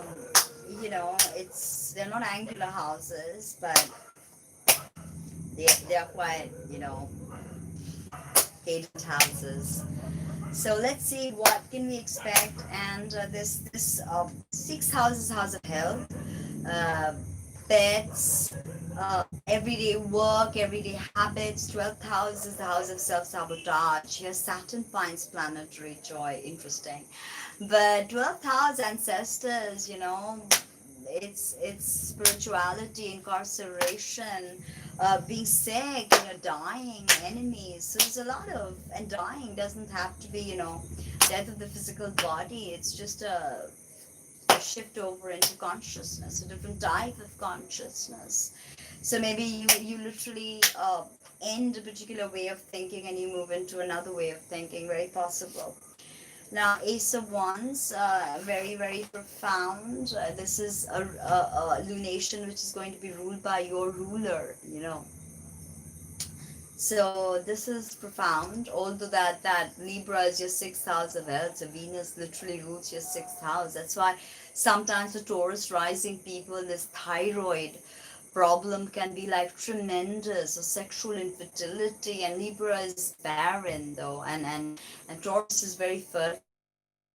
Something happening there with that Venus in that sixth house, and that having so much Venus. But a new idea, a new beginning, something creative that literally comes to you, and it'll come at a moment when you're least expecting it, because it's like an epiphany, and it's gonna come to you and you'll be like wowed out by it. Let's see what the clarifier says. Wow, you have the card of Aquarius. It's beautiful because Aquarius is the 10th house career. So, whoa, nice. A new beginning, a creative new beginning with regards to your career. Okay. This is Pleiades, the constellation Pleiades. Literally, like, can you imagine in the star, the constellation you see is actually a Taurus thing, right? So you've got giving, receiving, you've got, the spotlight on the 10th, somehow a new beginning. And that 10th house is not your day-to-day work, it's the way you leave your legacy. So I think there's something very profoundly creative that's coming your way, Taurus. And it could be from a place of great discomfort, but boy, and now Gemini, for you this is 5th and 11th. I'm obviously taking the lunation and the Mars Aries opposition houses into account. So 5th and 11th are actually very benefic houses. 5th is a house where Venus has planetary joy. So that's profound. And 11th house is actually where Jupiter has planetary joy. And also if you look at your ruler, Mercury is ruling this lunation by triplicity. So that's something. 5th house, love, children, romance. 11th house, and also creativity. 11th house is, the internet, social networks, larger communities. All of that is getting activated for you. But oppositions create tension, and once you solve that tension, there's an amalgamation. Like take the thesis, antithesis, and then synthesis. So 5th and 11th houses are very beautiful houses, succedent houses in Hellenistic tradition, and sweet.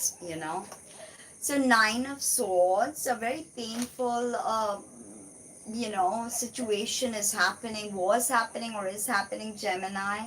And since I see this 5th house and this 11th house opposition, it could be because of your children for some of you, but for some of you this is about an online relationship, somebody you met online, and this person's been sort of lying to you, cheating, and you discover some things about them, and that's what Spirit is telling me.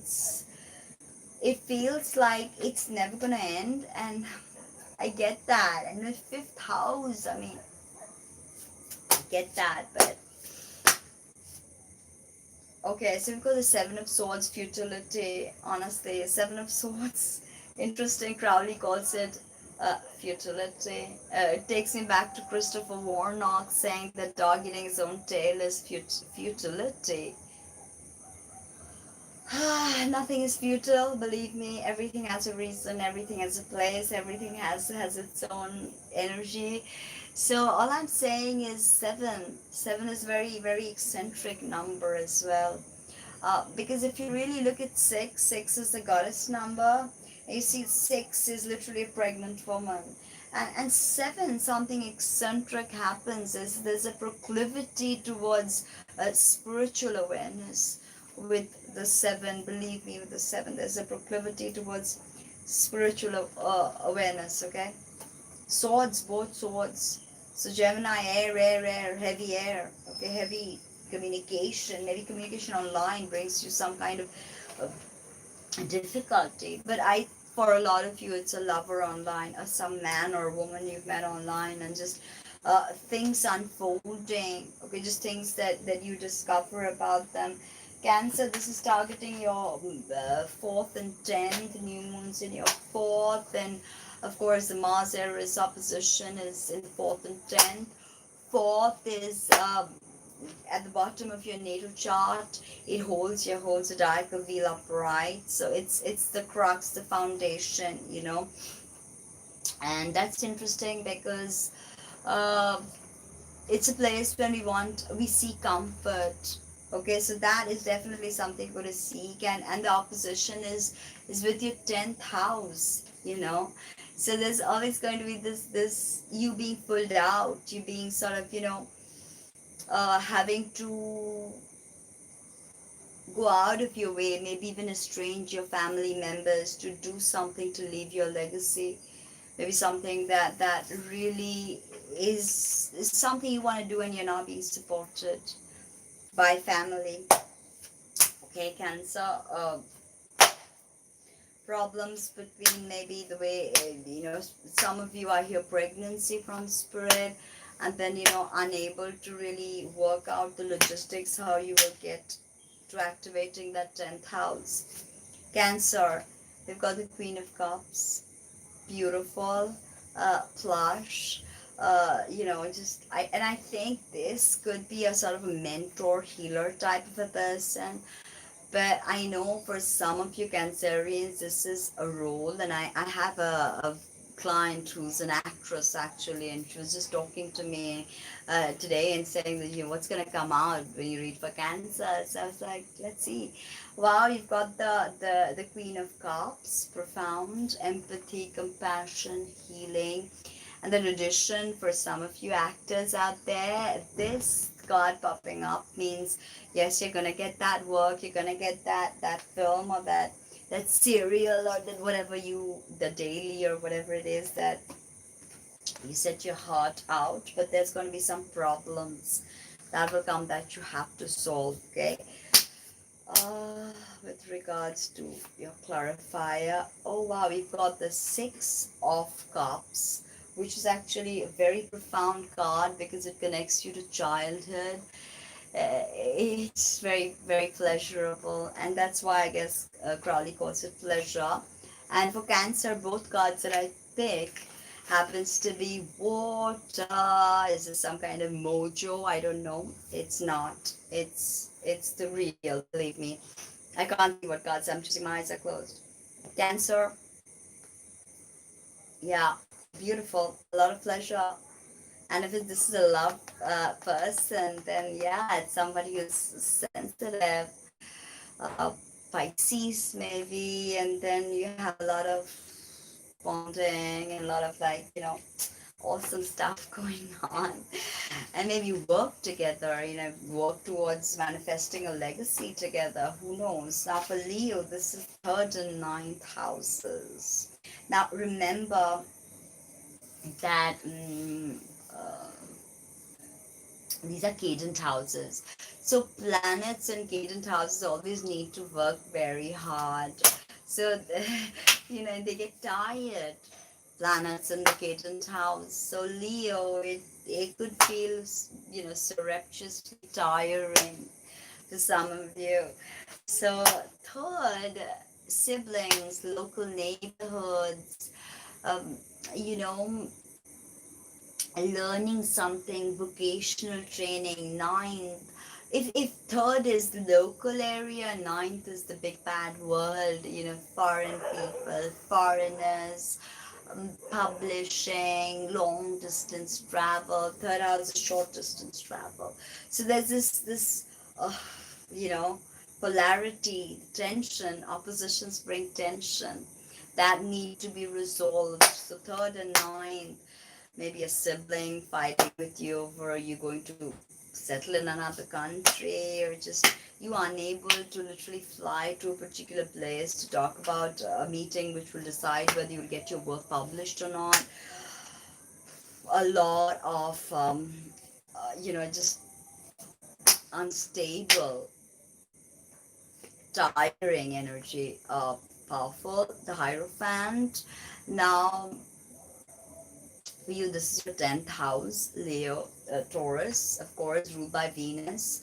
Hierophant also definitely signifies someone spiritual, a guru type of person coming in and giving you advice. So that's quite profound. Somebody, you know, just being there for you, just guiding you. This could also mean systems that are suggested to you by your ancestry. Okay, so that could be very profound as well. 10th house activation, Leo. So, you know, you're obviously going to be with this Hierophant Taurus, right? It's going to be quite interesting. We'll see how it goes, and maybe you can drop me a line and let me know how it goes for you, Leo. Because you got the third, ninth, and because it signifies completion. And we just spoke about the fours. The fours are solid. The fours give foundation, because after the Trinity comes four.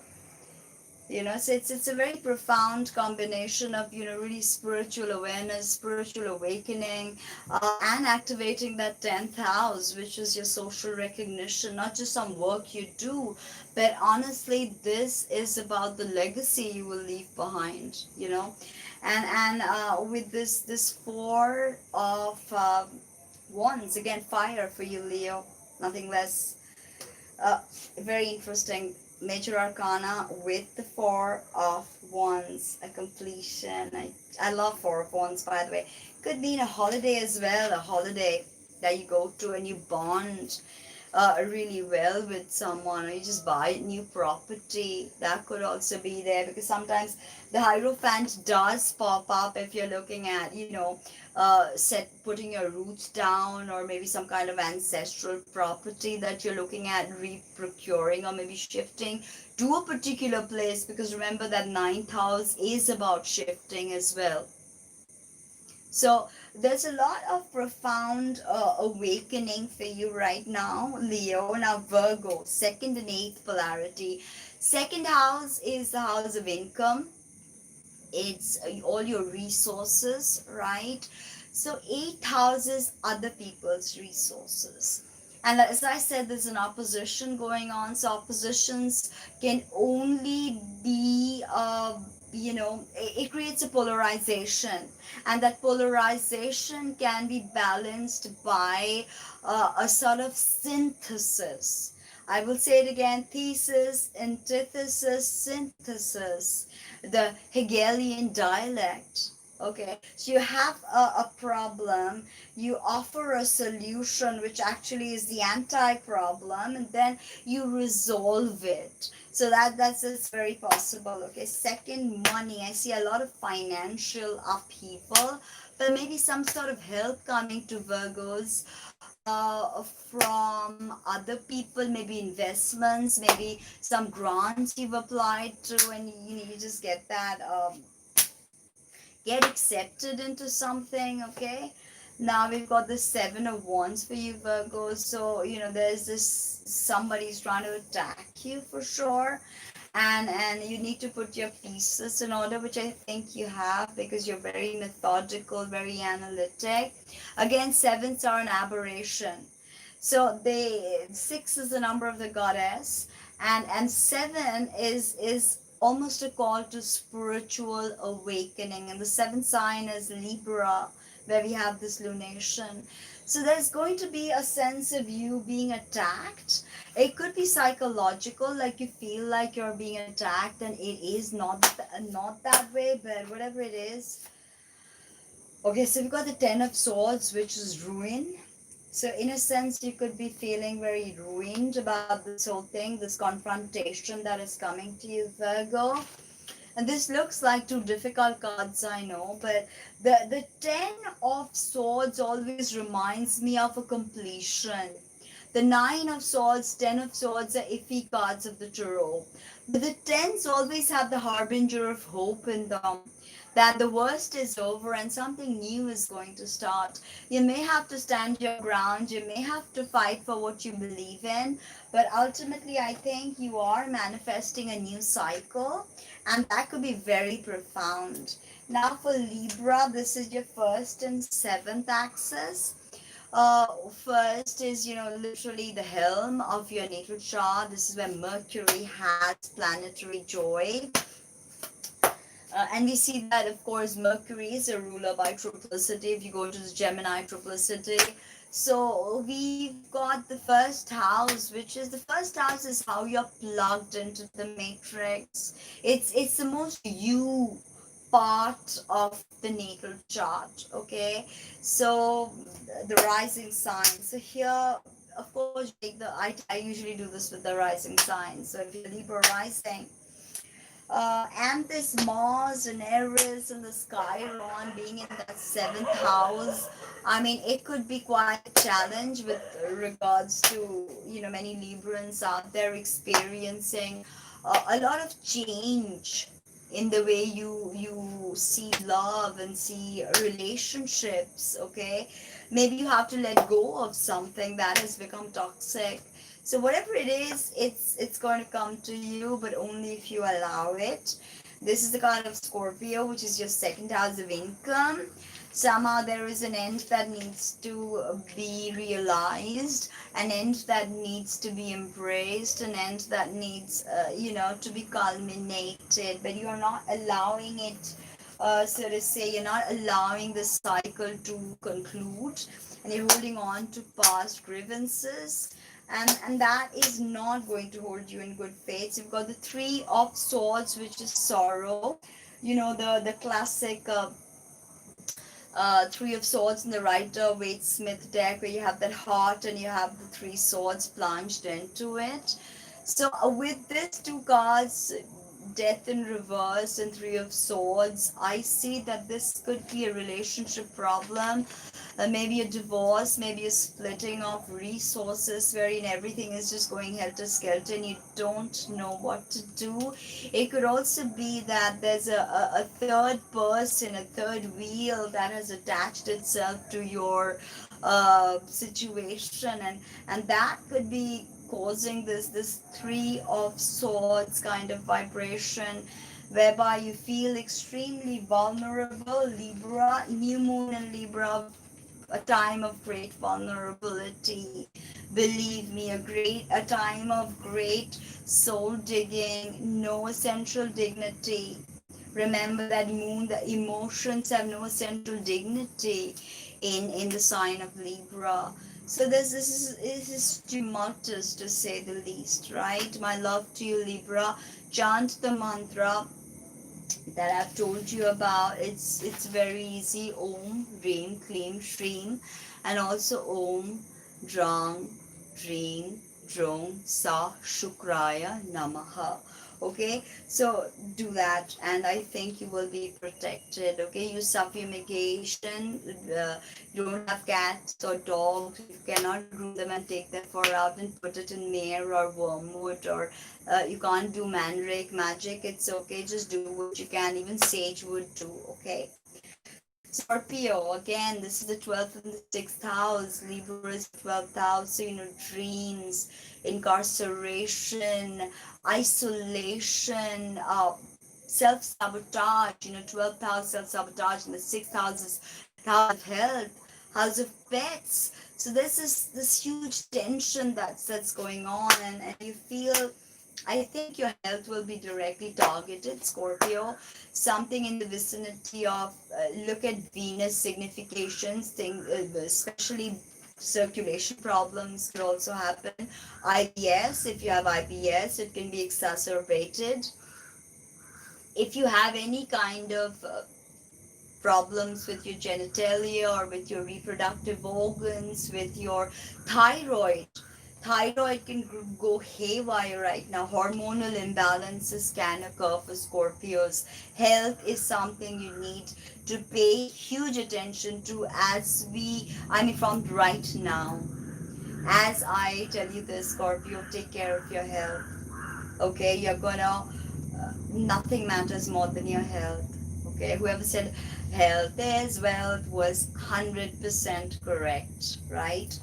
Uh, and 12th house is also death. So if you're sick, you may feel like you're literally dying. And Venus also, and Mercury is a triplicity ruler, so lungs and corona and lot of stuff going on with health. Scorpio spirit is telling me concentrate on health.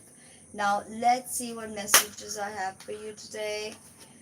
I've got the card of Libra for you, Scorpio. Interestingly, I pulled the card of Scorpio for Libra, and I pulled the card of Libra for Scorpio. So literally, if there's any ancestral discontent, justice will be done. If there's any kind of, and 6th house in the Vedic system is hidden enemies, actually. Uh, Although in the Western system, 12th house is hidden enemies and 7th house is open enemies. But this 12th house is hidden enemies and 6th house is also hidden enemies.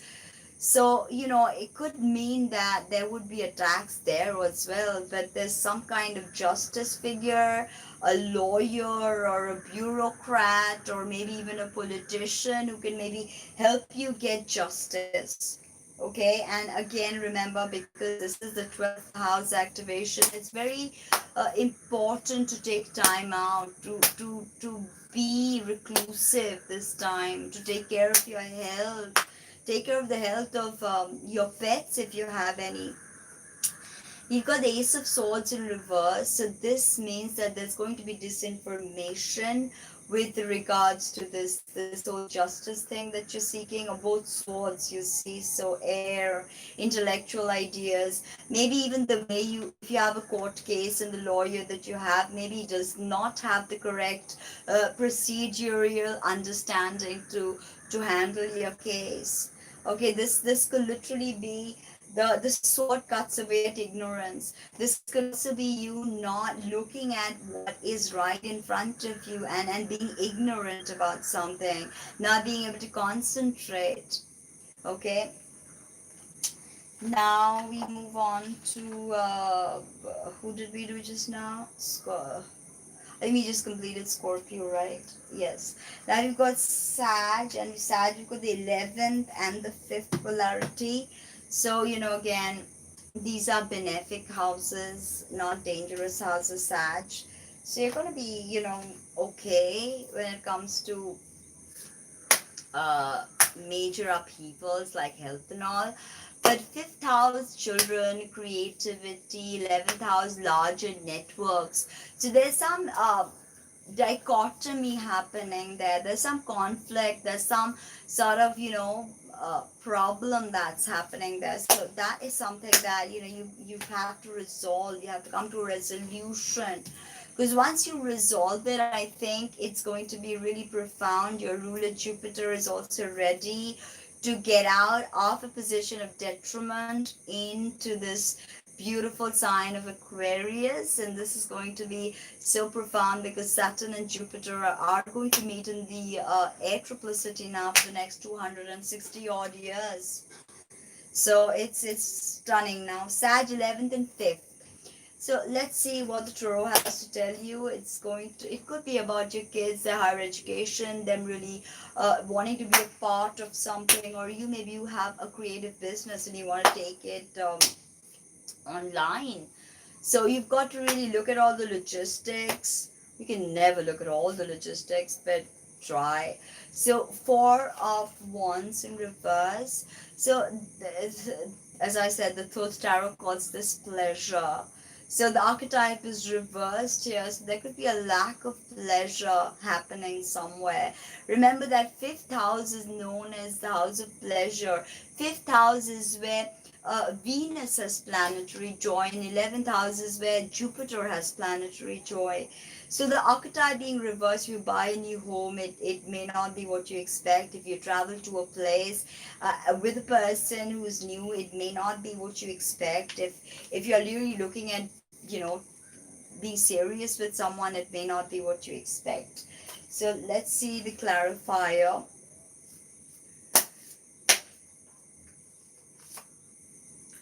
So we've got another reverse, Ace of Cups in reverse. This is pregnancy. Ace of Cups is always, the archetype is pregnancy. It's goddess's blessing, emotional fulfillment, resetting your emotional cycle. So both of these in reverse could tell me that, you're suffering from something to do with children, maybe even infertility, that 5th and 11th axis. Sagittarius is barren, it's mutable fire. So home, foundation, family, and then you've got, this Ace of Cups in reverse could also mean that you may have to, opt for an abortion, or, you have a miscarriage in some ways. I'm not trying to scare you, just, being aware of something is also important. That way you can work through the energy, you know how to create alchemy. What is magic? Stepping into a scene and changing the outcome is magic, and we are all magi's, we are all magicians. What did we do just now?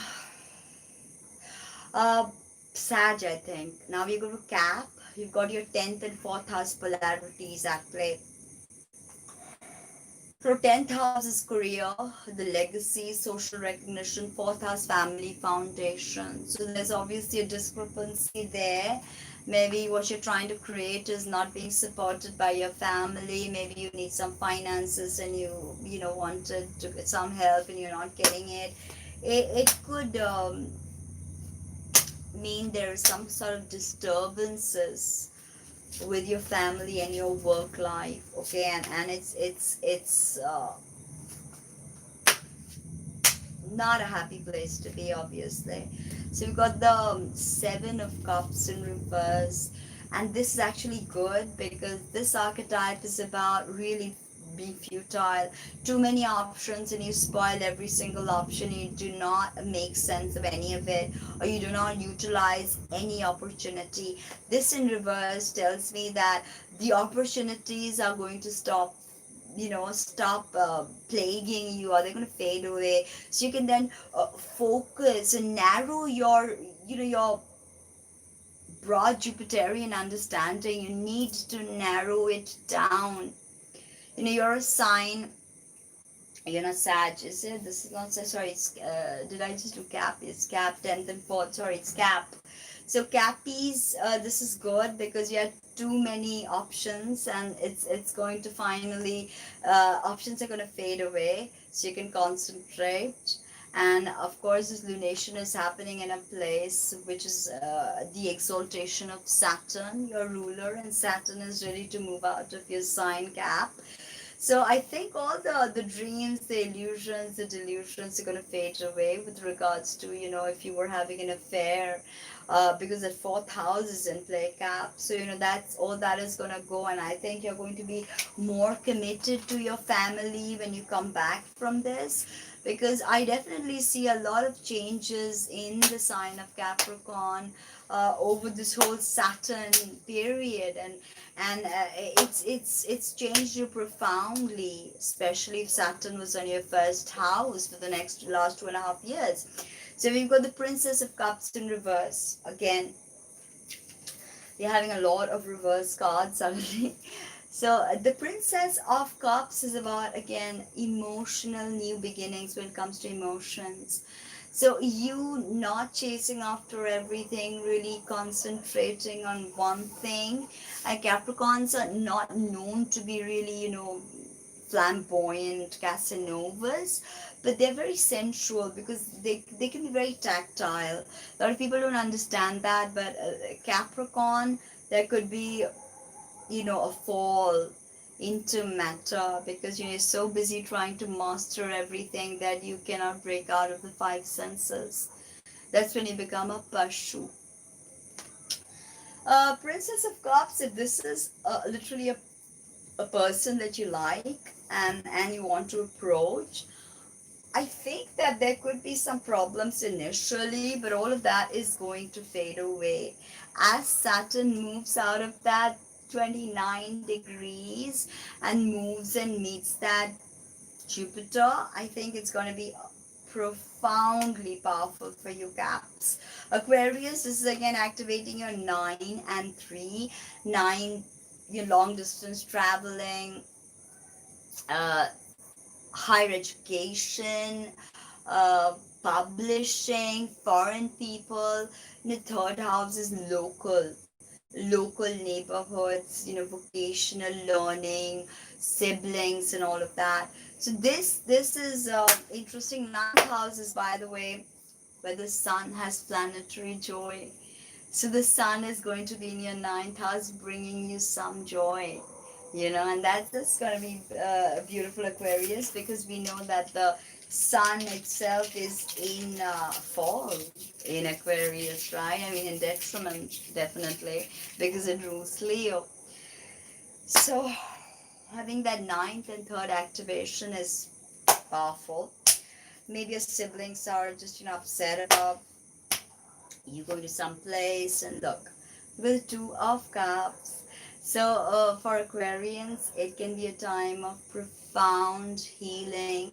The Hyros Gamos, within or without, could be that somebody you meet or somebody that you already know and you are ready to take it to the next level. It's beautiful. I'm so ecstatic. I picked this card for you, Aquarius.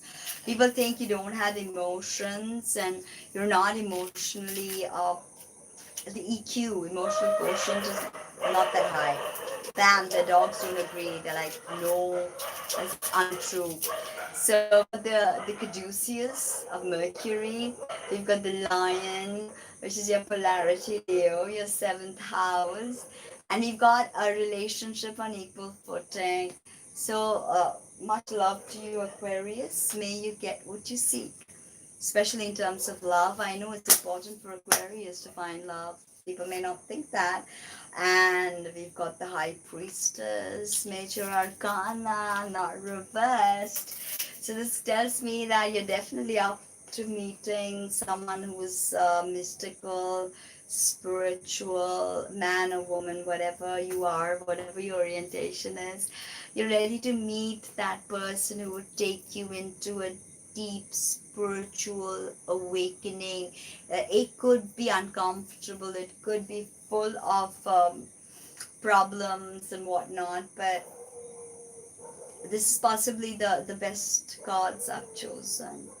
The whole nine. I mean, I don't choose anything, Spirit does, but Aquarius, that was so profound. Okay, now Pisces again, the eighth and second polarity. Eighth is where you have the sun and the moon, and second is where you have Mars and Aries. So let's see the last messages. Last message. So this was a long broadcast. It says 1:13. I don't believe it. I think I've been here for like at least 2-3 hours. Okay, so we've got the Nine of Cups in reverse, Pisces. So an emotional tug and pull. Okay, as you feel alone, you feel like all the work that you've done, uh, to be emotionally fulfilled has in some way let you down. And you've got the uh, Libra, the card of Libra, which is adjustment. The Thoth Tarot calls it adjustment, not justice. So very, very interesting for you. This is the eighth house of other people's money, major arcana, and it's like you were waiting for some kind of grant and that has not come through. Take care of the manzil of the moon and do what I told you, a spiritual practice, then you may be able to reverse this archetype of really, getting all your accolades, being seen in the right place at the right time. And that is so important. Okay, it's so important because you've really been trying hard, Pisces. So a lot of stuff happening in your sign for sure, and you've got just a lot of movement. So, and interestingly, this is the only time I picked justice in the Thoth Tarot.